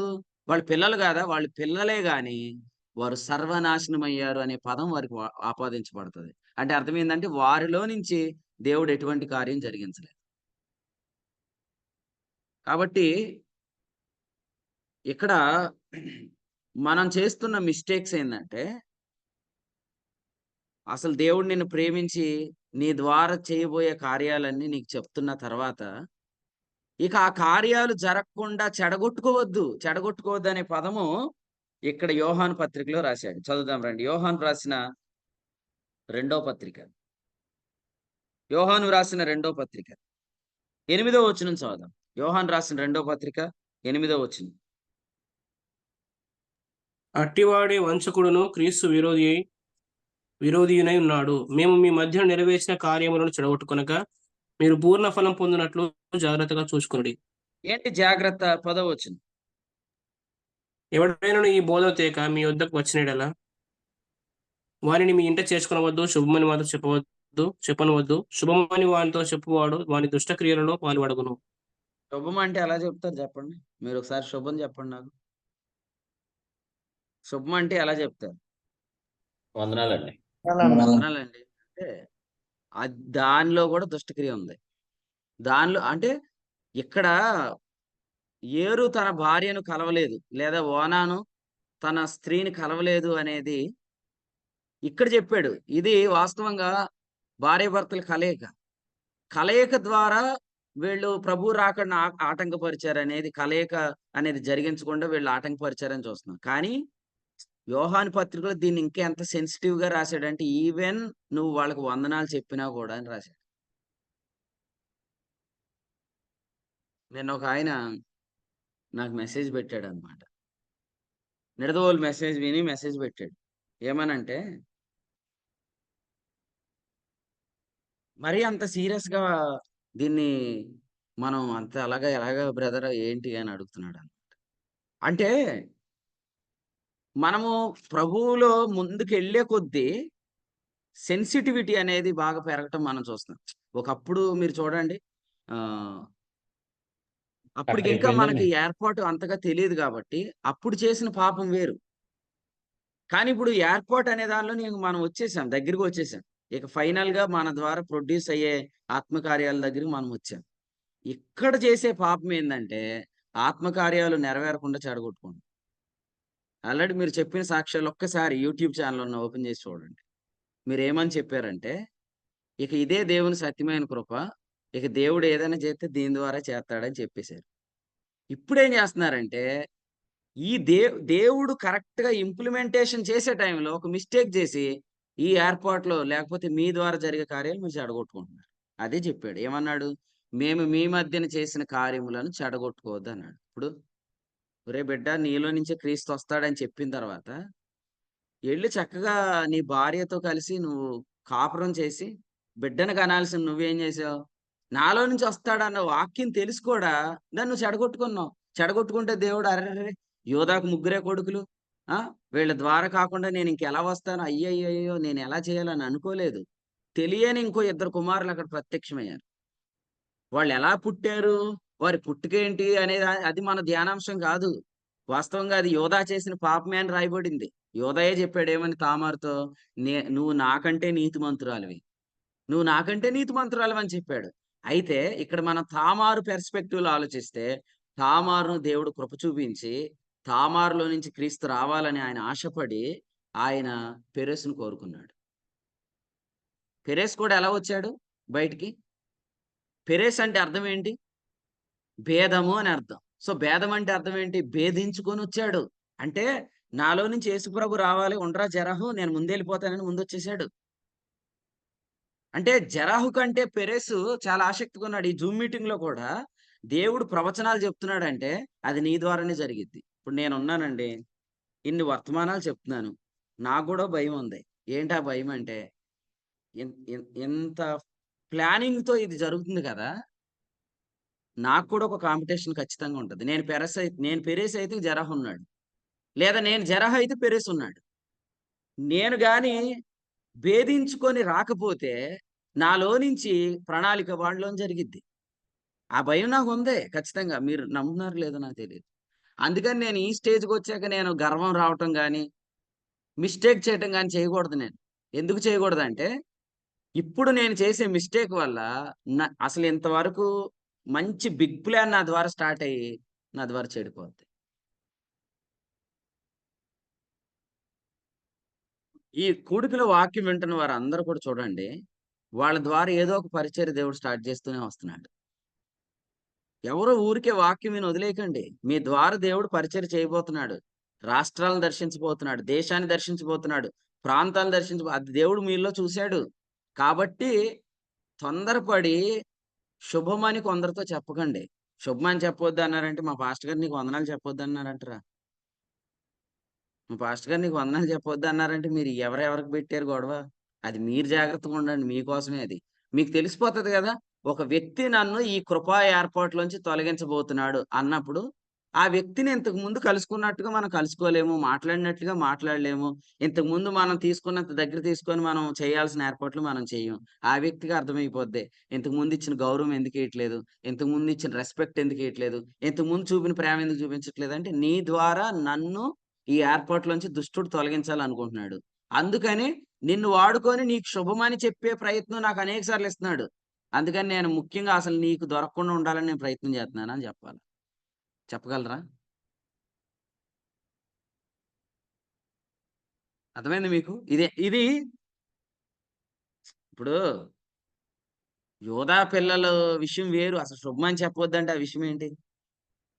కొంతమంది ఎలా ఉంటారో చెప్తాను. ఫర్ ఎగ్జాంపుల్, ఇప్పుడు నాకు వాక్యం చెప్తుంటుండగా ఇందులో ప్రశాంత్ విషయము వచ్చిందనమాట. ప్రశాంత్ విషయం వచ్చి మనం ఏమనుకున్నాం అంటే, ప్రశాంత్కి శుభమని చెప్పొద్దు అన్నాం. శుభమని చెప్పొద్దంటే ఇప్పుడు ప్రశాంత్ మీద ఇంతకు ముందు నుంచి కక్ష ఉన్న వాళ్ళు ఏం చేస్తారు? నీకు వందనాలు చెప్పేదేంటి, నీకు వందనాలు చెప్పాల్సిన అవసరం, మా సేవకుడు కూడా చెప్పాడంటారు. వీళ్ళు ఇంతకీ ఏర్పాట్లో భాగంగా వందనాలు చెప్పడం మానేయలేదు. వీళ్ళు వ్యక్తిగత కక్ష తీర్చుకుంటున్నారు వీళ్ళు. ఆ బ్యాచ్ గురించి నేను మాట్లాడట్లేదు. నీ మట్టుకు నువ్వు జాగ్రత్తగా ఉండు, నీ గర్భములో నుంచి దేవుడు గొప్ప కార్యాలు చేయబోతున్నాడు అని తెలిసినప్పుడు గొడ్రాలు కావద్దు. దయచేసి గొడ్రాలు కావద్దు. అంటే అర్థం ఏంటంటే, నీలో నుంచి జరిగే కార్యాలు నువ్వే చెడగొట్టుకోకు. మీరు ఆదికాండం 38 చదవండి చాలు. అతడు తన రేతస్సును నేల విడిచిన అనే పదం ఏంటి అనుకున్నారు? తనంతట తానే కార్యాన్ని చెడగొట్టుకున్నాడు అంతే. జరిగేదాన్ని అతడే పోగొట్టుకున్నాడు అంతే. కాబట్టి ఫైనల్ గా ఇక్కడ ఎంతమంది అయితే ఉన్నారో, ఇంకా బయట నుంచి ఎంతమంది అయితే తర్వాత వినబోతున్నారో, వాళ్ళందరి ద్వారా దేవుడు ఈ కడవరి దినాల్లో చేయబోయే కార్యాలు స్పష్టంగా ఉన్నాయి. కాబట్టి మీరు చెడగొట్టుకోవాలి. జరహు గురించి మనం ఇప్పుడు ఆలోచించాలి. జరహు మునిమనముడు, జబ్ది కుమారుడు, కర్మి కుమారుడైన ఆకాను పట్టుబడ్డాడు. ఆకాను ఎంత దాచాడు? అదే శుభమని చెప్పవద్దు అనమాట. సో అది కొంచెమే. మీరు చదివితే గలతీ పత్రిక 5:9 ఏముంది? కొంచెము అనే మాట మీరు గమనించండి. పులిసిన పిండి కొంచెమే, ముద్దంతయు పులియ చేయను. బుక్కవాని తైలంలో చచ్చిన ఎగబడితే ఏమైద్ది? చెప్పాడు కదా, కొంచెము అవివేకం అన్నాడు. ఆ మాట గమనించాలి మీరు. అంత ఫూల్స్ లాగా ఎలాగ అయిపోతామండి మనం? ఇప్పుడు దేవుడు రే బాబు, నీ ద్వారా నేను సదాకాలానికి సింహాసనం స్థిరపరుస్తున్నాను నాకు చెప్పాడు. మరి నాకు అసలు బుద్ధి జ్ఞానం ఉంటే నా అంతటి నేను ఎలా చెడగొట్టుకుంటానండి? ఎందుకంటే దేవుడు నా ద్వారా పనిచేయాలని నేను కోరుకుంటున్నాను కదా. కాబట్టి మీ ద్వారా ప్రారంభించబడిన సత్క్రియలు, మీ ద్వారా జరగాలనుకున్న దైవ కార్యాలు, మీరు చేస్తున్న కొన్ని చిన్న తప్పిదాలని మీరు అనుకుంటున్నారు కానీ ఇక్కడ మీరు చేసేది చిన్న తప్పిదం కాదు. 60 కిలోమీటర్ స్పీడ్లో బయటకు చూడటం వేరు, 120 స్పీడ్లో వెళ్తున్నప్పుడు బయటకు చూడటం వేరు. రత్నాజీ అన్న మీ ఫోటో కొట్టేశారు, అయిపోయింది. అది ఈరోజు హోప్ మీటింగ్లోకి వస్తుంది, జాగ్రత్త. మీరు ప్రార్థన కూడా చేయొద్దు. మీకు ఎవరికైనా ప్రార్థన చేయాలని ఉంటే సత్యనారాయణ గారికి రిక్వెస్ట్ పెట్టండి, ముగింపు ప్రార్థన మేము చేస్తామండి, మాకు కొంచెం ఆసక్తి ఉందని చెప్పండి. ఇప్పుడు ఎవరు ప్రార్థన చేయొద్దు దయచేసి. ఓకే, జాగ్రత్తగా వినండి వాక్యం. 120 కిలోమీటర్ స్పీడ్లో నిద్రపోవద్దు. 60 కిలోమీటర్ స్పీడ్లో నిద్రపోయినా ఏం కాదు, 120లో నిద్రపోతే ఏమైంది? చాలా యాక్సిడెంట్లు హైవేల మీద జరిగేది ఎలాగంటే నిద్రపోవటం వల్లే. మీకు దీనిలో ఏదైనా కౌన్సిలింగ్ కావాలంటే పెంటపాడులో రాజేష్ అన్న ఉంటాడు, కనుక్కోండి, మీకు బాగా చెప్తాడు. ఓసారి అన్న అయితే నిద్రపోయి ఒక ఆంధ్ర బ్యాంక్ షెడ్లోకి వెళ్ళిపోయారు మొత్తం ఫ్యామిలీ. అంటే నిద్రపోతే అంత ప్రమాదం. ఇంతగా ఆయన నిద్రపోతే పర్లేదు, అందరూ నిద్రపోతున్నారు కారులో, అందుకని వాళ్ళకి ఏం జరిగిందో తెలియదు. అందుకని కారులో వచ్చేవాళ్ళు అందరిలో మెలకుగా ఉండేవాడిని ముందు కూర్చోబెట్టుకోండి ఎప్పుడైనా. సత్యనారాయణ గారు లాంటి ఆయన నిద్రపోవడం, ఎవరిని నిద్రపోనీయడు. నేను అందుకే మళ్ళీ జ్ఞాపకం చేస్తున్నాను, దేవుడు ఈ ఏర్పాట్లోకి తీసుకొచ్చిన తర్వాత అవివేక పని చేయొద్దు. ఎందుకంటే తైలములో ఈగ పడటం అనేది మొత్తం తైలాన్ని పాడు చేస్తుంది. క్రొత్త ముద్దలో పులిసిన పిండి కలవటం అనేది పిండి మొత్తం పాడు చేస్తుంది. అలాగే మనం చేయకూడని నిబంధనలు, స్నేహాలు కూడా మనల్ని తీసుకెళ్ళిపోతాయి. సో వాక్యాన్ని మనం చూస్తుంది ఏంటంటే బైబిల్లో శుభమని వానితో చెప్పవద్దు. సో ఇది ఇది ఇది ఎందుకు చెప్పాడంటే, ఎప్పుడైతే మనము ఏకీభవిస్తామో అప్పుడు ఇక సాతాను అనుకుంటాడు, ఇక నీలో నుంచి క్రీస్తు రావటానికి లేదు, నిన్ను నేను ఎలిమినేట్ అయ్యేటట్టు చేశాను అనుకుంటాడు. సో నేనైతే ఆ పని చేయను, మీరు కూడా ఆ పని చేయకండి, జాగ్రత్తగా ఉండండి. ఈ వచనాల్లో మనం చదువుతుంది చాలా ప్రాముఖ్యమైన సంగతి ఇదే. 1 ఆకాను, 2 యోధా కుమారులు. ఈ 2 ఒకసారి మనం చదివిన వాక్యంలో చదువుదాం రండి. దినవృత్తాంతాల మొదటి గ్రంథం 2:7 చదవండి. 2:7 దినవృత్తాంతాల మొదటి గ్రంథం 2వ అధ్యాయం 7వ వచనం. కర్మీ కుమారులలో ఒకనికి ఆకాను అని పేరు. ఇతడు శాపగ్రస్తమైన దానిలో కొంత అపహరించి ఇశ్రాయేలును శ్రమ పెట్టెను. రైట్. కర్మీ కుమారులు ఒకనికి ఆకాను అని పేరు, ఇతడు శాపగ్రస్తమైన దానిలో కొంత అపహరించి ఇశ్రాయేలు శ్రమ పెట్టిన. ఈ విషయం ఎందుకు రాశాడు? ఇంతకీ మీరు చూడండి, కర్మీ ఇంట్రడక్షన్ ఏం లేదు ఇందులో. కర్మీ ఇంట్రడక్షన్ ఏం లేదు, కానీ మనకి ఇంట్రో ఆల్రెడీ తెలుసు. ఎందుకంటే కర్మీ జబ్ది కుమారుడని, జరహు మనవడని, ముని మనవడని మనకు తెలుసు. కాబట్టి జరహులో నుంచి వంశావళి ఎందుకు ముందుకెళ్ళలేదని చెప్పడానికి ఇది రాశాడు అనమాట. ఆ తర్వాత పెరెస్లో నుండి 5వ వచనం హెస్రోను, హామూలు అనే వారిని చూస్తున్నాం. ఈ అధ్యాయం అంతా మీరు చదివితే హెస్రోనులో నుండి వచ్చిన వంశావళి ఇది. మీరు మళ్ళీ ఇంట్రెస్టింగ్ గా చదవండి, 2-3 సార్లు చదవండి. హెస్రోనులో నుండి వచ్చిన వంశావళి రాశాడు. ఓకే, హెస్రోనులో నుంచి ముఖ్యంగా ఈ ఉదయకాలం మనం ఇద్దరిని ధ్యానం చేసి మనం ముగించుకుందాం. 1 హెస్రోనులో నుంచి వచ్చిన దావీదు, 2 హెస్రోనులో నుండి వచ్చిన బెసలేలు. వీళ్ళిద్దరి గురించి మనం ధ్యానం చేద్దాం. 1 హెస్రోనులో నుంచి వచ్చిన దావీదు, మనకు ఆల్రెడీ ఈ లైన్ తెలుసు, ఈ లైన్ ఒకసారి చదివేసుకుందాం. వచనం 9 చూడండి. హెస్రోను నాకు పుట్టిన కుమారులు ఎరహ్మియేలు, రాము, కెలూబై.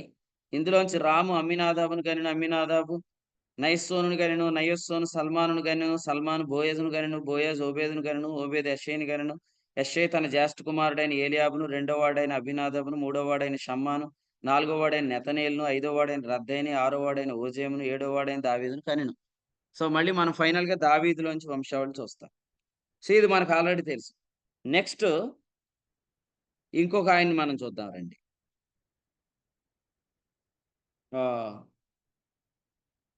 చూడండి ఆ వచనం ఎక్కడుందో, బెసలేలు గురించి.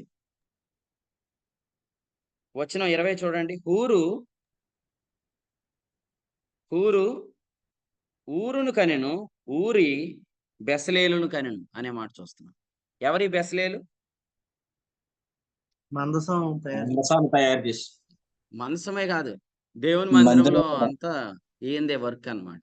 సో బెసలేలు అంటే అర్థం ఏంటంటే, సేల్ అంటే నీడ, ఏల్ అంటే దేవుడు. చూడండి నిర్గమకాండం 31వ అధ్యాయంలో బెసలేలు అనే వ్యక్తిని మనం చూస్తున్నాం. నిర్గమకాండం 31వ అధ్యాయం మొదటి వచనం చదువుదాం. మరియు యెహోవా మోషేతో ఇట్లనెను, చూడుము, నేను యోధా గోత్రంలో హూరు మనమడును, ఊరు కుమారుడినైన బెసలేలు పేరు గల వారిని పిలిచితిని. కాబట్టి ఈ బెసలేలు మనం చూస్తున్నాం. సో మనం గమనిస్తే యోధా గోత్రములో దినవృత్తాంతాల గ్రంథంలో ఒకటి బెసలేలు, దావీదు, కాలేబు, అలాగే ఇందాక మనం చదివిన పెరేసు, వీళ్ళని మనం గమనిస్తూ ఉన్నాం అన్నమాట.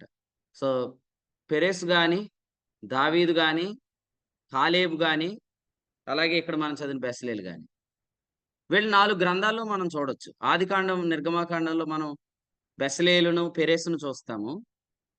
తర్వాత మనం న్యాయాధిపతుల గ్రంథానికి వెళ్తే యోధా గోత్రంలో పుట్టిన కాలేబును చూస్తాము. అలా మనం ముందుకెళ్తే రాజుల గ్రంథాల్లో మనం దావీదును చూస్తాం.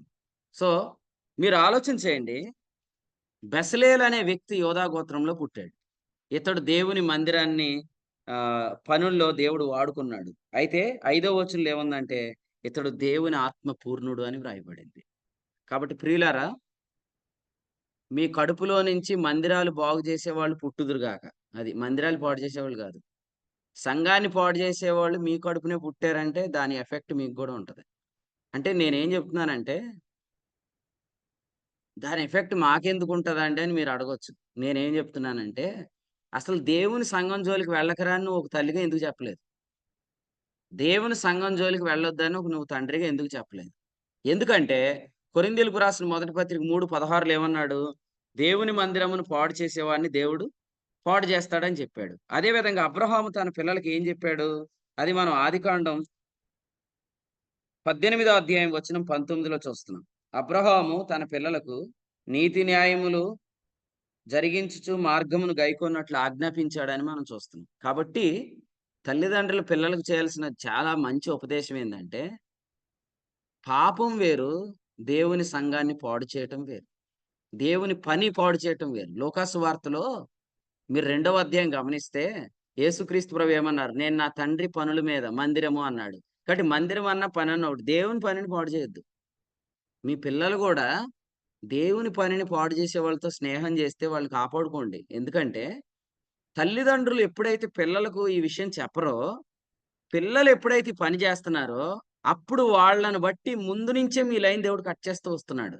మీరు చూడండి కావాలితే, జరహు వంశంలో ఆకాను చేసే పాపాన్ని బట్టి ముత్తాత కాడి నుంచి తేడా కొట్టింది ఇక్కడ. ఇప్పుడు ఆకాను ముత్తాత ఎవరు? జరహ కదా. జరహుని దేవుడు ఎందుకు పక్కకు పెట్టాడు లైన్లో? క్రీస్తు పెరేసులో నుంచి ఎందుకు వచ్చాడు అంటే, మన ముని మనవడు కూడా ఈ తప్పు చేయకూడదు. ఏ తప్పు? దేవుని ఏర్పాటులో నుంచి అనేకులు చెడగొట్టడం కానీ, దేవుని సంఘాన్ని పాడు చేయటం కానీ, దేవుని పని పాడు అంటే, అందుకనే ఏం చేయాలంటే మనం మన పిల్లలకు చెప్పాలి. ఏమనంటే, ఒరే దేవుడు నిన్ను నాకు ఇచ్చాడురా, నీ ద్వారా మందిరం నిర్మించబడాలి, నీ ద్వారా సంఘం కట్టబడాలి అని మనం చెప్పేసేయాలి. పిల్లలకి నేర్పించాలి, కూర్చోబెట్టాలి, చెప్పాలి. పాపాలన్నీ ఒకే విధమైనవి కాదు. అవునా కదా? ఇప్పుడు పిలాతు యేసుప్రభు ఏం చెప్పారు? నన్ను నీకు అప్పగించిన వానికి ఎక్కువైన పాపం అన్నాడు. మీరు చదవండి. అన్నాడా లేదా? అంటే ఎక్కువైన పాపం ఎవరిది ఇందులో? ఇస్కరియోతు యోధాది. అదే విధంగా పాపములన్నీ వేరు, జారత్వం వేరు అన్నాడు. అన్నాడా లేదా? జారత్వం చేయవాడు తన సొంత శరీరానికి హానికరంగా పాపం చేస్తున్నాడు. కాబట్టి స్మోకింగ్ వేరు, డ్రింకింగ్ వేరు, అలాగే జారత్వం అనేది వేరు. జారత్వం అనేది స్మోకింగ్ లాంటిది కాదు, అట్లా కంపేర్ చేయొద్దు. అదే విధంగా మనం ఇంతకు ముందు చేసిన పాపాలు వేరు, ఇప్పుడు ఏర్పాటులోకి వచ్చిన తర్వాత మనం చేస్తున్న మిస్టేక్స్ వేరు. సో మనం ఫైన్ లైన్కి వచ్చేసాం. This is only the grace of God అని మనకు తెలుసు. ఇదే సత్యమైన కృప. మరి ఇదే సత్యమైన కృప అని మీరు ఎంత జాగ్రత్తగా ఉండాలి. 120 km/h ఈ వర్తమానం వెళ్తుంది. ఇంత వేగంగా వెళ్లే దానిలో మీరు ఎట్లాగ మిస్టేక్ చేస్తారు? మీరు ఎలా శుభమని చెప్తారు? మీరు ఎలాగో పులిసిన పిండి కొంచెం కలుపుతారు దీంతో? మీరు ఎలా దాస్తారు కొన్నింటిని? ఎందుకు చేస్తున్నారు ఎలాగూ? ఇవన్నీ మీరు చేశారు కాబట్టి దేవుడు మిమ్మల్ని ముందు నుంచి కూడా దీనిలో నుంచి తొలగించే ప్రయత్నం చేస్తాడు. అంటే అర్థం ఏంటంటే మీ ద్వారా ఇది జరగదు, మీకంటే యోగ్యుడైన వాని ద్వారా జరిగిద్ది. సమూయేలు గ్రంథంలో అదే చదివాం 13-14. నీకంటే యోగ్యుడు ఉన్నాడు. నేను ఇలా అంటే నాకంటే యోగ్యుడు ఉన్నాడా? ఉంటాడు. ఎప్పుడు నేను తప్పు చేస్తే. ఇప్పుడు దేవుడు నా ద్వారా జరగాలి అనుకున్న దాన్ని నేను చెడగొట్టుకోకూడదు. అందుకని నన్ను ఏమన్నాడంటే, మీ మధ్యన మేము నెరవేర్చిన కార్యములను చెడగొట్టుకొనకుండా మీరు జాగ్రత్తగా ఉండండి అని చెప్తూ, ఎవడైనాను వచ్చిన ఎడల వాని మీరు ఇంట చేర్చుకోవద్దు అన్నాడు. వానితో శుభమని చెప్పదు వద్దు అన్నాడు. ఎందుకంటే శుభమని చెప్పినా కూడా నువ్వు వాని దుష్టక్రియల్లో నువ్వు పాలువాడు అవుతావని వాక్యం చెప్తున్నాడు. కాబట్టి ఇక్కడ మీరు తల్లిదండ్రులు ఒక విషయం ఆలోచించండి. నెక్స్ట్ పిల్లలు జాగ్రత్త వినండి. తల్లిదండ్రులు చేసిన దానికి పిల్లలు ఎందుకు అనిపించాలి? అందుకని నేనేమంటానంటే, ఒకవేళ మన తల్లిదండ్రులు దేవుని సంఘాన్ని పాడు చేస్తున్నారు అని మీకు అర్థమైతే, పిల్లలారా మీ తల్లిదండ్రుల నుంచి మీరు పక్కకు రండి. అది మనం కోరహు మరియు అతని కుమారులో చూస్తాం. కోరహు మోషేను ఎదిరించాడు, కానీ కోరహు కుమారులు దేవుని చేత వాడబడ్డారు. 84వ కీర్తన రాసింది ఆ కోరహు కుమారులే. కాబట్టి పిల్లలు తప్పు చేస్తున్నప్పుడు తల్లిదండ్రులు చెప్పాలి, తల్లిదండ్రులు తప్పు చేస్తున్నప్పుడు పిల్లలు తప్పించుకోవాలి ఇందులోంచి. ఈ దేవుని ఏర్పాటులో మేబీ మా డాడీ లేకపోవచ్చు, కానీ నేను ఉండొచ్చు. అలాగే మీ డాడీ లేకపోవచ్చు, నువ్వు ఉండొచ్చు. ఎందుకు మీ డాడీ లేడు, ఎందుకు నువ్వు ఉన్నావు? కారణం ఏంటంటే మీ డాడీ దేవుని సంఘాన్ని పాడు చేశాడు, నువ్వు దాంతో ఏకీపించలేదు. యేసుక్రీస్తు ప్రభువుని సిలువ వేసేటప్పుడు పిలాతు భార్య ఏకీపించలేదు. తెలుసుగా మీకు అందరికీ? తెలుసా తెలీదా? పిలాతు యేసు ప్రభుని సిలువ వేస్తున్నప్పుడు పిలాతు భార్య ఏం రాసిందండి? ఆ నీతిమంతుని జోలికి పోవద్దని రాసింది. కాబట్టి అసలు మీరు ఆశ్చర్యపోయేది ఏంటంటే, ఈ ఏర్పాట్లో భార్యలు ఉంటారు, భర్తలు ఉంటారు, తండ్రులు ఉంటారు, పిల్లలు ఉంటారు, పిల్లలు ఉంటారు, తండ్రులు ఉంటారు. అలా ఎలా ఎందుకు జరుగుతుంది అని అంటే, ఒకళ్ళు చేసే దాంతో మీరు ఏకీభవించొద్దు దయచేసి. కారణం ఏంటంటే మేబీ వాళ్ళకి దీని విలువ తెలియదు. సో వాళ్ళంతటి వాళ్ళు వెళ్ళి వాళ్ళు ఎంత ఫైనల్కి దేవుడు తెచ్చిన తర్వాత కూడా వీళ్ళు కార్యాలు చెడగొట్టుకుంటున్నారు. దాంతో నువ్వు సమ్మతించొద్దు. ఇంకా ఇలా చెప్తాను, యేసు ప్రభు చనిపోయిన తర్వాత శవం ఇమ్మని అడిగింది ఎవరు? అరిమతి యోసేపు కదా. ఆ దినాల్లో అరిమతి యోసేపు యేసు ప్రభు యొక్క శవాన్ని తీసుకొని దాన్ని సిద్ధపరచాలని అనుకున్నాడంటే, ఆనాటి యూదులతో అతడు సమ్మతించలేదు. ఆనాటి యూదులు ఆయన సిలువ వేశారు, కానీ యూదుడైన వాడు కూడా వాళ్ళలో సమ్మతించిన వాళ్ళు ఉన్నారు. కాబట్టి మీరు ఆలోచిస్తే మన పిల్లల్లోనే మనల్ని ఎదిరించే వాళ్ళు ఉంటారు. అమ్మా దేవుని సంఘం జోలికి ఎందుకు వెళ్తున్నావు? దేవుని పని ఎందుకు పాడు చేస్తున్నావు? నీకు గతంలో జరిగిన నీకు గుర్తు లేదా? మళ్ళీ దీని జోలికి వెళ్ళి మళ్ళీ నువ్వు రిస్క్ చేసుకోవాలనుకుంటున్నావా అని మన పిల్లలు మనకు బుద్ధి చెప్తారు. వారే కోరహ కుమారులు. వాళ్ళకి దేవుడు రెవల్యూషన్స్ ఇస్తాడు, కానీ దేవుడు నిన్ను మూసేస్తాడు. నేను ఇటీవల వాక్యం చెప్తుంటుంటే నిడదవోలు ప్రభు ఇలా చెప్పాడు అనమాట. ఇప్పుడు ఏలి సమూయేలు పక్క మంచాలే కదా. సమూయేలు ఎక్కడ పడుకుంటున్నాడు? సమూయేలు మొదటి గ్రంథం 3వ అధ్యాయంలో ఏలి యొక్క వాయిస్ వినపడేంత దూరంలోనే పడుకుంటున్నాడు. అంటే వీళ్ళిద్దరు మంచాలు దగ్గరికి వేసుకుంటున్నారు, కానీ ఎవరికి వర్తమానం వస్తుంది? సమూయేలుకి వస్తుంది. అంటే దేవుడు ఈ మంచం మీద పడుకున్న పెద్దోడిని వదిలేసి ఆ మంచం మీద ఉన్న చిన్నోడి దగ్గరికి వెళ్ళి వర్తమానం అందిస్తున్నాడు. దీని అంతటి గల కారణం ఏంటంటే, కొన్నిసార్లు మీ భార్యలు చేసే పాపంతో మీరు ఏకీవించకండి. యెజబెల్ చేసిన పాపంతో అహాబు ఏకీవించకూడదు. అలాగే అబీగయలు భర్త చేసే పాపంతో అబీగయలు ఏకీవించకూడదు. అబీగయలు ఏం చేసింది? అతని పేరును బట్టి అతను మోటువాడయ్యా, అతని మాటలు నువ్వు పట్టించుకోవద్దు, నన్ను బట్టి అతన్ని క్షమించని అడిగింది. అంటే మన ఇంట్లో వాళ్ళే దేవుని ఏర్పాటుకు విరోధంగా వెళ్తున్నప్పుడు మీరు సమ్మతించకపోతే దేవుడు మిమ్మల్ని బ్లెస్ చేస్తాడు. 1000 ఏండ్ల రాజ్యంలో భార్య భర్తలు కలిసే ఉంటారా? క్రీస్తు న్యాయపీఠం దగ్గర భార్య భర్తలు కలిసే నిన్న రాత్రి మనం చెప్పుకున్న వర్తమానం కోరుమావుడిలో లాగా ఇప్పుడు భార్య భర్తలు కలిసి ఒకే గిన్నెలో తినగలరు, తాగగలరు. రేపొద్దుట ఎవరు ఎక్కడ ఉంటారో తెలియదు. మీ భార్యకి కూడా చెప్పండి, ఏమే నువ్వు వండిన గిన్నెలో నేను తింటున్నాను, నేను తాగిన గ్లాసులో నువ్వు తాగుతున్నావు, కానీ అక్కడ కుడివైపున ఎడమ వైపున కూర్చోబెట్టడం నా వశంలో లేదు, క్రీస్తు వశంలో ఉందని చెప్పండి. అదేంటండి మీకు ప్రేమ లేదా? పెళ్లి ప్రమాణం అప్పుడు ఏం చేశారండి అని అడిగితే, పెళ్లి ప్రమాణం అప్పుడు ఏం చేశానే, యేసుప్రభు వచ్చే వరకే అన్నాను కానీ 1000 ఏళ్ల రాజ్యంలో కూడా అనలేదు కదా అని చెప్పండి. చెప్తారా చెప్పరా? ఏ సత్యప్రసాద్ అన్న, వజ్రమక్కకి చెప్పు. ఏమనంటే, నువ్వు వండింది నేను తింటున్నాను, నేను తాగింది నువ్వు తాగుతున్నావు, నా గిన్నెలోంది నువ్వు తాగగలవు కానీ నేను ఎక్కడుంటావు నువ్వు ఎక్కడుంటావు తెలీదమ్మా అని చెప్పండి. ఏమో మీరు ఏసీ కంపార్ట్మెంట్లో ఎక్కుతారేమో ఏ క్లాస్లో, ఆవిడ బి క్లాస్లో ఎక్కిద్దేమో తెలీదు. కాబట్టి వాస్తవంగా ఇప్పుడు మనం కలిసి ఉన్న దేవునికి స్తోత్రం, వివాహమైన వాళ్ళు భార్య భర్తలు. కానీ రేపు పొద్దున కాంపిటీషనే. మీ స్థానం వేరు, వాళ్ళ స్థానం వేరు, వాళ్ళ స్థానం వేరు, మీ స్థానం వేరు. ఓకే, ఎవరైనా ఇప్పుడే భార్య వైపు చూసేసి గొప్ప ప్రమాణం చేసి 1000 ఏళ్ల రాజ్యంలో కూడా నేను నిన్ను విడవను ఎడపైన అని అనొద్దు. అట్లేం జరగదు. కాబట్టి ఇప్పుడే నీ భార్య నువ్వు బుద్ధి చెప్పే అవకాశం ఉంది. ఇప్పుడే నీ భర్తకు నువ్వు బుద్ధి చెప్పే అవకాశం ఉంది. ఈ ఎయిర్‌పోర్ట్‌లోకి వచ్చావు గదా! ఈ చిత్తంలో ఉన్నావు గదా! రేపొద్దుట నువ్వెక్కడుంటావు, నేనెక్కడుంటానో తెలీదు. నాకు 10 పట్టణాలు ఇస్తాడేమో, నీకు 5 ఇస్తాడేమో. ఒకవేళ నాకు 10 పట్టణాలు ఇస్తాడేమో, నీకేమి ఇవ్వడేమో. అప్పుడు నువ్వొచ్చి, ఏవండీ మనిద్దరం పెళ్లి చేసుకున్నాం గుర్తులేదా? మనిద్దరం కలిసి గోదావరి గట్టున సెల్ఫీ దిగాం గుర్తులేదా? అప్పుడు మనం అందరం కలిసి ఓ రెస్టారెంట్‌కెళ్ళాం గుర్తులేదా? మీకు నాకు 3 పిల్లలు గుర్తులేదా? అని ఏం చెప్పినా కూడా అప్పుడు అన్నీ గుర్తున్నాయమ్మా, కానీ నేను అప్పుడే చెప్పాను కదమ్మా అని చెప్పాలన్నమాట. అర్థమైంది మీకు? కాబట్టి మన పిల్లలకు కూడా మనం ఏం చెప్పాలంటే, ఒరేయ్ బిడ్డ, నీ లెక్కలు నీయేరా, నా లెక్కలు నాయే.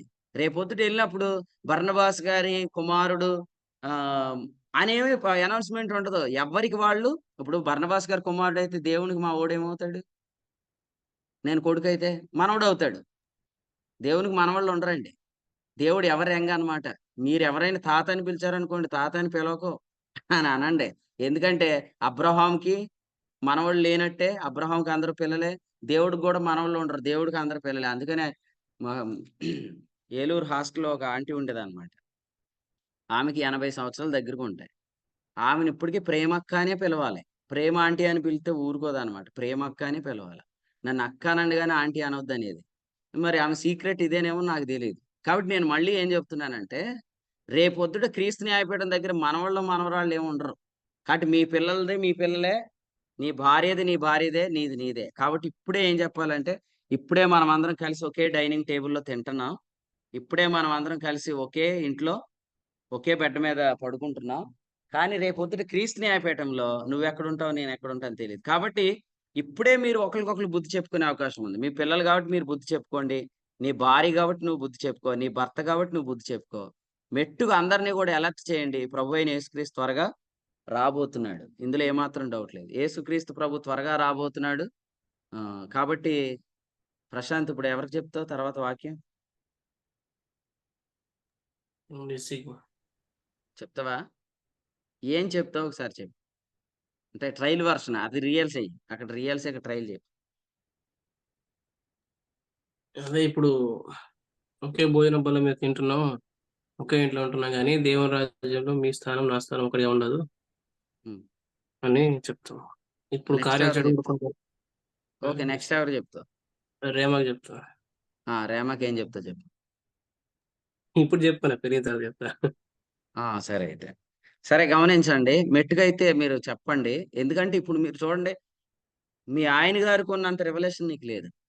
నీ భార్యకు ఉన్నంత ప్రత్యక్షత నీకు లేదు. అంటే మీకు ఇప్పటికే అర్థమైపోవాలి, రేపొద్దుట రాబోయే రాజ్యంలో మీ ఆయన స్థానం వేరు, నీ స్థానం వేరు. కాబట్టి ఇప్పటి నుంచే మనం సిద్ధపడదాం. దయచేసి కోరహు చేసిన పాపాల్లో కోరహు కుమారులారా మీరు బయటకు వచ్చేసేయండి. అలాగే ఆకాను చేసిన పాపంలో తండ్రులారా మీరు కూడా పక్కకు వచ్చేసేయండి. ఎందుకంటే మీ పిల్లలు చెడగొట్టుకుంటున్నారు, మీరు చెడగొట్టుకోవద్దు. మీ తండ్రులు చెడగొట్టుకుంటున్నారు, మీరు చెడగొట్టుకోవద్దు. మీరు ఉండగానే వారిని మీరు ఖచ్చితంగా ఎదిరించండి. బెసలేలు అంటే అర్థం ఏంటంటే, అతడు దేవుని మందిరమును బాగు చేసినవాడు. అతడు వచ్చిన వంశావళి మన ఈ ఉదయకాలం చదువుకున్నాం. రెండవది దావీదు. నేను ఇది చెప్పి ముగిస్తాను. ఎప్పుడైనా మీరు చూడండి, దావీదు అంటే సింహాసనం. సింహాసనం ఉంటే అక్కడ ఖచ్చితంగా మందిరం కూడా ఉంటది. సో బెసలేలు అంటే మందిరం, దావీదు అంటే సింహాసనం. 127వ కీర్తనలో 2 ఉన్నాయి చూడండి. యెహోవా ఇల్లు కట్టించిన యెడల, ఇల్లు అంటే బెసలేలు, పట్టణం కాపాడని యెడల, పట్టణం అంటే దావీదు. కాబట్టి దావీదేమో సింహాసనాన్ని కాపాడుతున్నాడు, లేదా సింహాసనం విషయంలో తప్పు చేయలేదు. బెసలేలేమో మందిరం విషయంలో తప్పు చేయలేదు.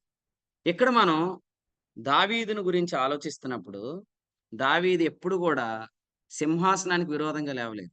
ఇప్పుడు మీకు ఇలా చెప్తాను. చంద్రబాబు గారు ఎవరు చెప్పండి? ఇప్పుడు సీఎం గారు కదా. అంతకుముందు జగన్ ఎవరు? సీఎం గారు కదా. ఇప్పుడు వీళ్ళిద్దరిలో ఎవరికి ఎక్కువ మహిమ ఉందో చెప్పండి? చంద్రబాబు గారు ఇప్పుడు సీఎం, జగన్ గారు అప్పుడు సీఎం కదా. వీళ్ళిద్దరిలో ఏ సీఎంకి ఎక్కువ మహిమ ఉంది? గారిలో ఉన్న వరకే ఉంటదండి, అంతే అండి. రాంగ్ ఆన్సర్ అన్న. మీరు వచ్చి ముందు మంచి పని చేశారు. Wrong answer. సీఎం అనే పోస్ట్ సేమ్, అక్కడ ఎవరు కూర్చున్నా కుర్చీ సేమ్ అన్నమాట. అది. సో ఇక్కడ విషయం ఏంటంటే, సింహాసనంలో సౌలు కూర్చున్నాడా, సింహాసనంలో దావీదు కూర్చున్నాడా అనే దానిలో దావీదు సింహాసనంలో సౌలు కూర్చున్నా కూడా సింహాసనానికి విరోధంగా లేవలేదు. ఎందుకంటే సౌలు తప్పు చేసినా అది సింహాసనానికి విరోధంగా లేవకూడదు. సో మనం గౌరవం ఇవ్వాల్సింది దేనికి? చైర్కి మనం గౌరవం ఇవ్వాలి, సింహాసనానికి మనం గౌరవం ఇవ్వాలి. ఫర్ ఎగ్జాంపుల్ ఇలా చెప్దాం. నాకంటే చిన్నోడు సుమంత్ కూడికి నడిపిస్తున్నాడు. కూడికిలో అతని పాత్ర ఏంటంటే, ఈ రోజు ఆయనకి ఇచ్చిన పాత్ర ఆయన మీటింగ్ ని చైర్ పర్సన్ గా నడిపించాలి. ఇప్పుడు సుమంత్ నన్ను ఏమన్నాడు? దేవుని సేవకులు బర్నబాస్ అన్న వచ్చి వాక్యం అందిస్తారంటే నాకంటే చిన్నోడు పిలిస్తే నేను వెళ్ళాలా అని అనొద్దు ఇక్కడ. ఎందుకంటే వయసులో నీకంటే చిన్నోడే, కానీ ఇప్పుడు ఆయన ఉన్నది పొజిషన్, చైర్ వేరు. ఆ చైర్కి మీరు రెస్పెక్ట్ ఇవ్వాలి. సో దావీదు వాస్తవంగా మీరు చూస్తే సింహాసనాన్ని ఎప్పుడు గౌరవిస్తూ వచ్చాడనమాట. ఆఖరిగా దీనికి ఒక ఉదాహరణ చెప్తాను. బైబిల్లో సింహాసనానికి విరోధంగా లేచిన వారని ఎవరి గురించి చెప్పబడింది? సింహాసనానికి విరోధంగా లేచిన వారు. ప్రశాంత్ భార్య పేరేంటో అదే ఆ సందర్భమే. నిర్గమాకాండం 17వ అధ్యాయం 16 చదవండి ఎవరైనా. నిర్గమాకాండం 17వ అధ్యాయం 16 వచ్చిన. ఈ వచనం చదువుకొని మనం ముగించుకుందాం. అందరూ కూడా ఈ వచనం చదవండి. నిర్గమాకాండం 17:16. అమాలేకీయులు తమ చేతిని యెహోవా సింహాసనమునకు విరోధంగా ఎత్తిరి గనుక యెహోవాకు అమాలేకీయులతో తరతరముల వరకు యుద్ధమైనను. రైట్. ఇప్పుడు సింహాసనంలో సౌలు కూర్చున్నాడు. సింహాసనానికి విరోధులు ఎవరు? అమాలేకీయులు. అందుకని దేవుడు ఏమన్నాడు? సౌల్ని అమాలేకీయులు బొత్తిగా నిర్మూలన చేయమన్నాడు. సింహాసనానికి సపోర్ట్ ఎవరు? సింహాసనాన్ని అగౌరవం చేస్తుంది అమాలేకీయులు అండి. సింహాసనాన్ని గౌరవిస్తుంది ఎవరు? సౌలు జీవితంలో, సౌలు పరిపాలన ఇస్తున్న కాలంలో దావీదు. చూడండి, అమాలేకీయులను ధర్మరా బాబు అంటే దావీదుని ధరుముతున్నాడు.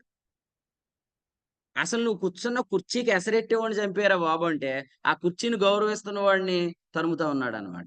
కాబట్టి గుర్తుపెట్టుకోండి, సింహాసనానికి విరోధంగా లేచిన ప్రతి ఒక్కరిని మనం గమనించుకుంటూ ఉండాలి. నిన్న ఇశ్రాయేల్ అన్న ఒక రెఫరెన్స్ పెట్టారు కదా తెస్సలోనిక పత్రికలో నుంచి. సో మీరు వాడికి సిగ్గు కలుగు నిమిత్తం వాడితో సాంగత్యం చేయొద్దని వచనం. ఇంకా చెప్పాలంటే రోమాపత్రిక 16లో అన్నాడు, వారిని కనిపెట్టండి. అసలు దేవుని మందిరానికి విరోధంగా ఎవడు లేస్తున్నాడు ముందు నుంచి మీరు కనిపెట్టండి, వాడి నుంచి మీరు వేరైపోండి. సింహాసనానికి విరోధంగా ఎవరి చేతులు లేస్తున్నాయి వాడి నుంచి కూడా మీరు అమాలేకీయులను బొత్తిగా నిర్మూలన చేయి. ఆకాను లాంటి వారిని ఏం చేశాడు? ఆకానును ఆకోరు లోయలో వాళ్ళు ఏం చేశారంటే నిర్మూలన చేశారు. ఆకాను లాంటి వారిని మన జీవితంలో నిర్మూలన చేయాలి. రెండవది, ఇక్కడ మనం చదువుకున్న అమాలేకీయులను బొత్తిగా నిర్మూలన చేయాలి. అమాలేకు సింహాసనానికి విరోధి, అలాగే మనం చదువుకున్న ఆకాను మందిరానికి విరోధి. దేవుని మందిరానికి, దేవుని సింహాసనానికి ఎవరు విరోధంగా లేచినా కూడా వారి నుండి దేవుని కార్యాలకు ముందుకు జరగవు. నీ ద్వారా ఇప్పుడు దాకా ఏదైనా ఒక సత్క్రియ జరిగి ఉండొచ్చు, కానీ అది ఆగిపోతుంది. ఎందుకంటే నువ్వు ఇంత గొప్ప ఉన్నతమైన ఏర్పాటులోనికి వచ్చిన తర్వాత మందిరమును బాగు చేసే బెసలేలు నీలోంచి పుట్టాలి, సింహాసనానికి గౌరవం ఇచ్చే దావీదు నీలోంచి పుట్టాలి. అలా పుట్టాలంటే నువ్వు జాగ్రత్తగా ఉండాలి. సంసోన్ నీలోంచి పుడతాడంటే ఆమె ఎంత జాగ్రత్తగా ఉందండి. ద్రాక్ష వల్లి నుంచి పుట్టింది ఏది ఆమె తినలేదు. దాన్ని ఏమని రాశాడు ఫుట్నోట్లో? న్యాయాధిపతుల గ్రంథం 13వ అధ్యాయంలో వ్రతము అని రాశాడు. వ్రతం చేయాలి. ఎందుకు ఈ వ్రతం చేస్తున్నామంటే ఎవరైనా అడుగుతారు, ఏంట్రా బాబు ఇంత జాగ్రత్తగా ఉంటున్నావు అని అంటే, మాలో నుంచి యేసుప్రభు పుడతాడండి, లేదా మాలో నుంచి పరిశుద్ధాత్మ కార్యాలు జరుగుతాయండి, మమ్మల్ని దేవుడు ఏర్పాట్లు ఉంచాడండి, అందుకనే మేము సిల్లీ మిస్టేక్లు కూడా చేయట్లేదు, జాగ్రత్తగా ఉంటున్నాం అని మీరు చెప్పగలగాలి. కాబట్టి ఉదయకాలం ప్రభు మీతో మాట్లాడి ఉంటే బెసలేలులకు మీరు ఆలయం అవుదురుగాక, మాత్రమే కాదు దావీదు లాంటి వారికి మీరు ఆశ్రయం అవుదురుగాక. మీ జీవితంలో అటువంటి వారికి మీరు ఆశ్రయం అయితే సింహాసనాన్ని, మందిరాన్ని బాగు చేసేవాడు మీలోంచే పుడతాడు. అప్పుడు దేవుడు మిమ్మల్ని ఆశీర్వదిస్తాడు. ఈ తలంపులు దేవుడు మనందరి వినికిడిలో దీవించును గాక. నిన్న 2 పేర్లు గుర్తుపెట్టుకోండి. ఆదాము పాపము, ఇశ్రాయేలు పాపం. ఈరోజు 2 గుర్తుపెట్టుకోండి. బెసలేలు మరియు దావీదు. బెసలేలేమో మందిరము, దావీదేమో సింహాసనం. ప్రభు మిమ్మల్ని అందరిని దీవించును గాక. ఆమేన్. ఆమేన్.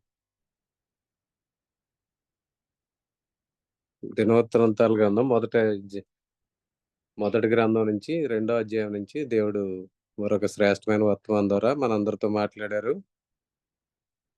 విశ్వాసికి నాశనం అనేది ఉందా, అది ఏంటి అన్న విషయాన్ని దేవుడు ఈ రోజున మనందరితో మాట్లాడారు. ఇశ్రాయేల్ ఏ విధంగా అయితే ఐగుప్తు నుంచి విడిపించబడి కానానుకు వెళ్ళే ప్రయాణంలో వారు ఏ విధంగా అయితే అరణ్యంలో రాలిపోయారు అన్నది విషయాన్ని జ్ఞాపకం చేస్తూ, వారు దేవుని యొక్క ఏర్పాటుకి, దేవుని యొక్క నాయకత్వానికి విరుద్ధంగా వెళ్ళే క్రమంలో వారు అది దేవుని యొక్క చిత్తానికి విరుద్ధంగా చేసేది కూడా, అది కూడా పాపం కింద పరిగణించబడుతుంది. ఎందుకంటే అది విశ్వాసి కూడా ఈ రోజున రక్షించబడిన తర్వాత ఒక ప్రత్యేకమైనటువంటి ఏర్పాటులోనికి ఈ రోజున మనం పిలిచినప్పుడు ప్రతి వ్యక్తి గర్భంలోనే దేవుని యొక్క కార్యాలు ఉన్నాయి. ఆ వ్యక్తిని ప్రత్యేకంగా పిలుచుకుంది. అతని ద్వారా దేవుడు ఉద్దేశించినటువంటి ఆ ఉద్దేశం నెరవేరడానికి దేవుడు ప్రతి ఒక్కరిని పిలుచుకున్నాడు. అయితే కొంతమంది ఇందులో రాయబడినటువంటి గ్రంథంలో రాయబడినటువంటి యోధా కుమారులు ఉన్నారు. 5 కుమారుల్లో పెరోసు ద్వారా వంశం ద్వారా మాత్రమే మనకి ముందుకు యేసుక్రీస్తు యొక్క రాకడం గురించినటువంటి వాగ్దానం నెరవేరింది. అయితే కొంతమంది మిగిలిన కుమారులు మరి ఆ యొక్క వంశావళిలో వారి పేరు లేకుండా మరి వారు ఏ విధంగా అయితే వారు ముందుకు కొనసాగలేదో, కేవలం పెరుస్సును మాత్రమే ఎందుకు ఏర్పాటు చేసుకున్నారు. మరి ఆయన ద్వారానే దేవుని చిత్తం నెరవేరింది. కాబట్టి ప్రతి ఒక్కరిని మనం పిలుచుకున్నదే దేవుని యొక్క కార్యాలు, ఆయన నిర్ణయించినటువంటి ఉద్దేశాలు మన ద్వారా నెరవేరాలని, దేవుని యొక్క చిత్తం నెరవేరాలని దేవుని మనం పిలుచుకున్నప్పుడు, మనం ఎప్పుడైతే దేవుని చిత్తానికి విరుద్ధంగా వెళ్తున్నటువంటి క్రమంలో విశ్వాసికి కూడా నాశనం అనగా దేవుడు ఆయన ద్వారా చేయవలసినటువంటి ఉద్దేశాన్ని నెరవేరకుండా మరి ఆ యొక్క కార్యాలను పాడు చేసుకున్నాడు కాబట్టి ఆ విధంగా నాశనాన్ని నడిపించబడుతున్నాడు. కానీ విశ్వాసి నిత్య నరకాగ్నికి పాత్రుడు కాదు. ఎందుకంటే అగ్ని నుంచి తప్పించబడ్డాడు కాబట్టి ఇక అతనికి శిక్షా విధి లేదు, కానీ శిక్ష మాత్రం జరుగుతుంది, శిక్షణ మాత్రం జరుగుతుంది. ఈ క్రమంలో మరి అతని ద్వారా జరుగుతున్నటువంటి కార్యాలు అవి మరి జరగకుండా తనంతట తానే నాశనం చేసుకుంటున్నాడు. కాబట్టి చాలా ప్రాముఖ్యమైన సందేశం. ఎవరైతే మనసు పెట్టి ఈ యొక్క సందేశం విన్నారో వారందరికీ మరి ప్రభు అర్థమయ్యేలాగా చేస్తారు. ఎందుకంటే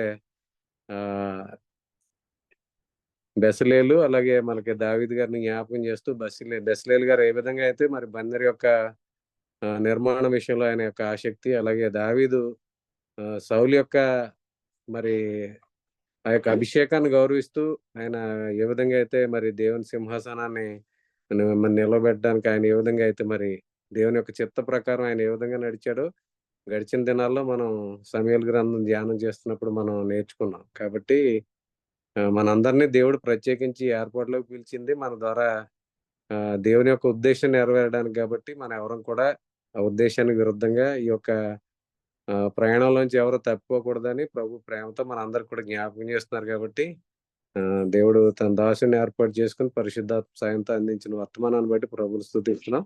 ఈరోజు రాత్రి 8 గంటలకు భీమవరంలో బైబిల్ తరగతి ఉంటుంది. ప్రార్థన చేయండి. వీలు కలిగిన వారు పాలు పంపులు పొందండి. ఎవరైనా ఈ యొక్క వర్తమానం ద్వారా ప్రేరేపించబడిన వారు ప్రార్థన చేసినట్లయితే మనం ముగింపు ప్రార్థన చేసుకుని కొడుకు ముగింపు చేసుకుందాం.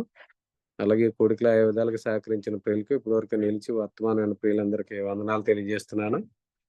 ముగింపు ప్రార్థనతో ఈ యొక్క కొడుకును ముగింపు చేసుకుందాం. ఎవరైనా ప్రేరేపించబడిన వారు ముగింపు ప్రార్థన ఉందా? పరిశుద్ధులైన మా తండ్రి, మీకు వందనాలు స్తోత్రాలు చెల్లిస్తున్నాం. నాయనా, మీరు మనం ప్రేమించి మహాదివ మహిమ నుంచి మా జీవానికి కావాల్సిన సంగతులు మీరు ప్రతిదినము ఉదయకాల సమయంలో అందిస్తున్నారు. అయ్యా, మీకు స్తోత్రం చెల్లిస్తున్నాం ప్రభువా. మీరు ఇచ్చే వాగ్దానాలను బట్టి, సందేశాలను బట్టి, సంగతులను బట్టి మేము ఈ లోకంలో ఉన్న భ్రష్టత్వాన్ని తప్పించుకుంటూ మా ప్రభువా మేము జీవించడానికి, ఏలి అనుభవంలో ఉండడానికి మీరు కృపకి వందనాలు చెల్లిస్తున్నాం. నిన్నటి దినాన మా ప్రభువా ఇశ్రాయేలు వారి పాపము, ఆదాము పాపము అనే సంగతులను మీరు జ్ఞాపకం చేశారు. దేవా, మరి ఇశ్రాయేల్కి అయితే మీరు వాగ్దానాన్ని ఇచ్చారు ప్రభు, వాగ్దాన దేశంలో ప్రవేశించడానికి ఇచ్చారు. కానీ వారు ఐగుప్తు నుంచి విమోచన తర్వాత దేవా మరి నాయకుడిని ఎదిరించారు, గృహ నిర్వాహకత్వాన్ని ఎదిరించి మా ప్రభు ఆ వాగ్దాన దేశంలో వారు ప్రవేశించలేదని, జీవంలో ప్రవేశించలేదని మీరు మాతో మాట్లాడారు. మీకు స్తోత్రాలు. మరి ఈ ఉదయకాల సమయంలో నమ్మకపోయిన వారిని మరి తర్వాత నాశనం చేశాను. అలాగే ఆ ప్రవక్త మాట వినని వాడు ప్రజలు అనుకుంటే సర్వనాశనమగును. ఈ 2 మాటలోంచి మా ప్రభువా ఇక్కడ నాశనం అంటే అగ్నిగుండం కాదని, అది విశ్వాసి గూర్చి చెప్పబడిందని మీరు మాతో మాట్లాడి మీకు స్తోత్రం చెల్లిస్తున్నాం. నాయన సౌలు విషయం అయితే సదాకాలానికి స్థిరపరచుటకు మీరు తలంచారు గాని నాయన మరి ఆ విషయంలో జాగ్రత్త లేకపోవడం వల్ల మరి దాన్ని కోల్పోయినట్టు మేము చూస్తాం. అంత మీకు స్తోత్రాలు. అలాగే ఈ ఉదయకాల సమయంలో ఈ 2వ అధ్యాయం నుంచి మా ప్రభు యూదా కుమారుల గురించి మాతో మాట్లాడారు. మీకు స్తోత్రం. నాయన వారు సువార్తకు విరోధంగా క్రీస్తు వారి ద్వారా ఈ లోకానికి రావాలి, కానీ వారు మరి ఆ ఏర్పాటుకు విరోధంగా వారు ప్రవర్తించినట్టుగా మరి యూదా కుమారుడైన పెరేస్ విషయంలో మీరు మాతో మాట్లాడారు. ఆ 5 కుమారుల నుంచి మా ప్రభు పెరేస్ నుంచి మీరు వచ్చారు. మరి దేవా విభేదించుకొని తను వచ్చినట్టుగా గర్భంలో నుంచి ఆయన మరి మీ ఏర్పాటులో మా ప్రభు మేము పొందుకునే అవకాశాలు మేము కోల్పోకుండా నాయన మరి అది వేరొక చేతికి వేరొకరికి అప్పగించబడకుండా ఆ విషయంలో మా ప్రభు మరి ఏర్పాటుకు వేరుగా ఉన్న వారికి మేము వారితో శుభమని చెప్పకుండా నాయన మీరు ఇచ్చే అవకాశాన్ని మేము పొందుకుంటూ మీ యొక్క దేవుని సంబంధమైన కార్యాలు ఉండే కృపను దయచేస్తున్నది వందనాలు చెల్లిస్తున్నాం. నాయన మరి కొంచెం అవివేకము, మరి కొంచెం పులిసిన పిండి, అది అలాగే ఆకలిని కొంచెం మాత్రమే అపహరించాడు. ఇవైతే ఉన్నామో ప్రభు అవి మమ్మల్ని తీవ్రమైన నష్టంలోకి తీసుకెళ్తాయని ఉదయకాల సమయంలో మేము మాతో మాట్లాడి మీకు స్తోత్రం చెల్లిస్తున్నాం. దేవుని పనిలో వాడబడిన వెసలేలు దేవుని మందిరాన్ని కట్టే విషయంలో నమ్మకమైన పనిలో వాడబడ్డాడు. ఆయన దేవుని ఆత్మపూర్ణుడని మరి కార్యాలు చెడగొట్టుకోకుండా మరి దేవుని మందిరంలో వాడబడే కృపనిచ్చారు. మీకు స్తోత్రం చెల్లిస్తున్నాం నాయన. మరి మా సంతానం కూడా మా ప్రభా మరి మా ద్వారా సంతానము దేవుని మందిరాన్ని బాగు చేసే సంతానంగా ఉండాలని మీరు తెలియజేస్తారు. మీకు స్తోత్రం చెల్లిస్తున్నాం నాయన. మరి ఈ ఏర్పాటులో మా ప్రభా ఉన్నప్పటికీ ఎవరైతే నిలిచి ఉంటారో వారికి మాత్రమే దేవుని రాజ్యంలో అనేక పట్టణాల మీద మీరు అధికారం ఇస్తారని ఉదయకాల సమయంలో మీరు మాతో మాట్లాడారు నాయన. కోరాహు కుమారులు వేరుగా ఉన్నట్టు మా ప్రభా ఈ ఏర్పాటుకు విరుద్ధంగా ఎవరున్నా కానీ ఖచ్చితంగా మేము వేరుగా ఉండాల్సిందేనని, ఆ విషయంలో జాగ్రత్త కలిగి ఉండాలని, లేకపోతే మేము కార్యాలు చెడగొట్టుకుంటామని మీరు మాతో మాట్లాడారు. అదేవిధంగా 2వ సంగతిగా దావీదు సింహాసనం. దేవా మరి దావీదు సింహాసనాన్ని గౌరవించినట్టుగా సౌలు విషయంలో దొరికినప్పటికీ దేవా మరి అభిషేకాన్ని ఆ సింహాసనాన్ని గౌరవించి సౌలు విషయంలో మరి దొరికినా చంపలేదని, ఆ విధంగా మా ప్రభు మరి నిర్గమకాండంలో కూడా అమాలేకీయులు యెహోవా సింహాసనానికి విరోధంగా లేచారు. మా ప్రభు మరి దేవా మరి మీరు మా ద్వారా ఆత్మకార్య ధరించబోతున్నారు. మీరు మాకు అప్పగించిన పని అమాలేకులను చంపడం నాయన. మరి దేవా మరి ఈ పని మీద మేము దృష్టి ఉంచి మా ప్రభు మేము ఎవరైతే సింహాసనానికి విరోధంగా ప్రవర్తిస్తున్నారో వారి నుంచి దూరం అయ్యే కృపను దయచేయండి నాయన. ఏ విషయంలో సమ్మతించాలనో ఏ విషయంలో సమ్మతించకూడదో మీరు మాతో సూటిగా మాట్లాడుతున్నారు. మీకు స్తోత్రం చెల్లిస్తున్నాం నాయన. ఏర్పాటును గౌరవించే వారితో, ఏర్పాటులో నిల్చున్న వారితో, ఏర్పాటు ద్వారా వస్తున్న సందేశాన్ని బట్టి మాత్రమే మేము ప్రవర్తించే కృపను దయచేయండి. దానికి వేరుగా ఉన్న వారికి మేము శుభమని చెప్పకుండా నాయన ఆ విషయంలో మేము మరి వివేకం కలిగి ప్రవర్తించే కృపను దయచేయమని మీ దాసుని వాడుకున్న ఆయన ఉదయకాల సమయంలో మీరు ఇచ్చిన వర్తమానం బట్టి కొందనాలు చెల్లిస్తూ కూడిక నడిపించిన ప్రియుని బట్టి, అలాగే కూడికలు మరి వాక్యం విన్న సేవకులను బట్టి, అలాగే సహోదరు అందరిని బట్టి కొందనాలు చెల్లిస్తున్నాం. ఈ ఉదయకాల సమయంలో మా ప్రభువా మరి బెసలేలు మందిరాన్ని కట్టే పనిలో ఉన్నట్టుగా, అలాగే దావీదు సింహాసనాన్ని గౌరవపరిచే ఆ యొక్క పనిలో ఉన్నట్టుగా మా ప్రభా మేము ఈ ఏర్పాటులో మా ప్రభు క్రీస్తు దినం వరకు మరి మేము ఆ విధంగా ఉండే కృపను దయచేయమని దేవ మరి ఏర్పాటుకు విరోధంగా ఉన్న వారి నుంచి భేదించుకొని వారిని కనిపెట్టి దేవా మేము విన్న బోధకు విరోధంగా ప్రవర్తించి వారి నుంచి విడుదల వారికి వేరుగా ఉండి మా ప్రభు మరి మీ వర్తమానం పొందుకునే వారిగా, అలాగే మీ యొక్క దేవుని సంబంధమైన కార్యాల్లో పాల్పంపు పొందే వారిగా, తద్వారా మీ యొక్క రాజ్యంలో మాకు సమృద్ధి అయిన ప్రవేశం పొందుకునే విధంగా మమ్మల్ని నిలబెట్టమని దేవా మరి చేరవచ్చిన ప్రతి ఒక్కరిని బట్టి వందనాలు చెల్లిస్తూ ఇంతవరకు ఇచ్చిన కృపకి వందనాలు చెల్లిస్తూ తిరిగి మరొకసారి రేపటి దినం కలుసుకున్న పర్యంతం మా ప్రభు మీ కృపను మీ కాపుదల నిండుగా మెండుగా మా పట్ల ఉంచుమని వందనాలు చెల్లిస్తూ సమస్త మహిమగంత ప్రభావాలు మీకే చెల్లిస్తూ మీ వర్తనం బట్టి వందనాలు చెల్లిస్తూ యేసుక్రీస్తు ప్రభు నామల స్తోత్రాలు చెల్లించి కూడిక ముగింపు చేస్తున్న పరమ తండ్రి ఆమేన్. అందరికి వందనాలండి. ముగింపు ప్రార్థన చేసిన ప్రియులు ప్రశాంత్ గారికి అలాగే కూడికలో ఉన్న ప్రియులందరికీ వందనాలండి.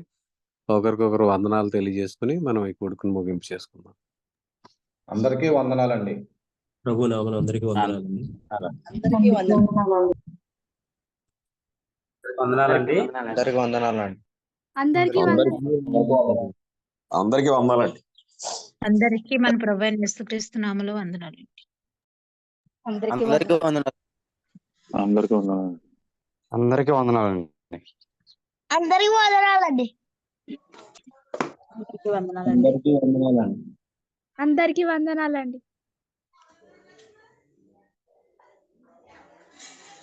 అందరికీ వందనాలండి.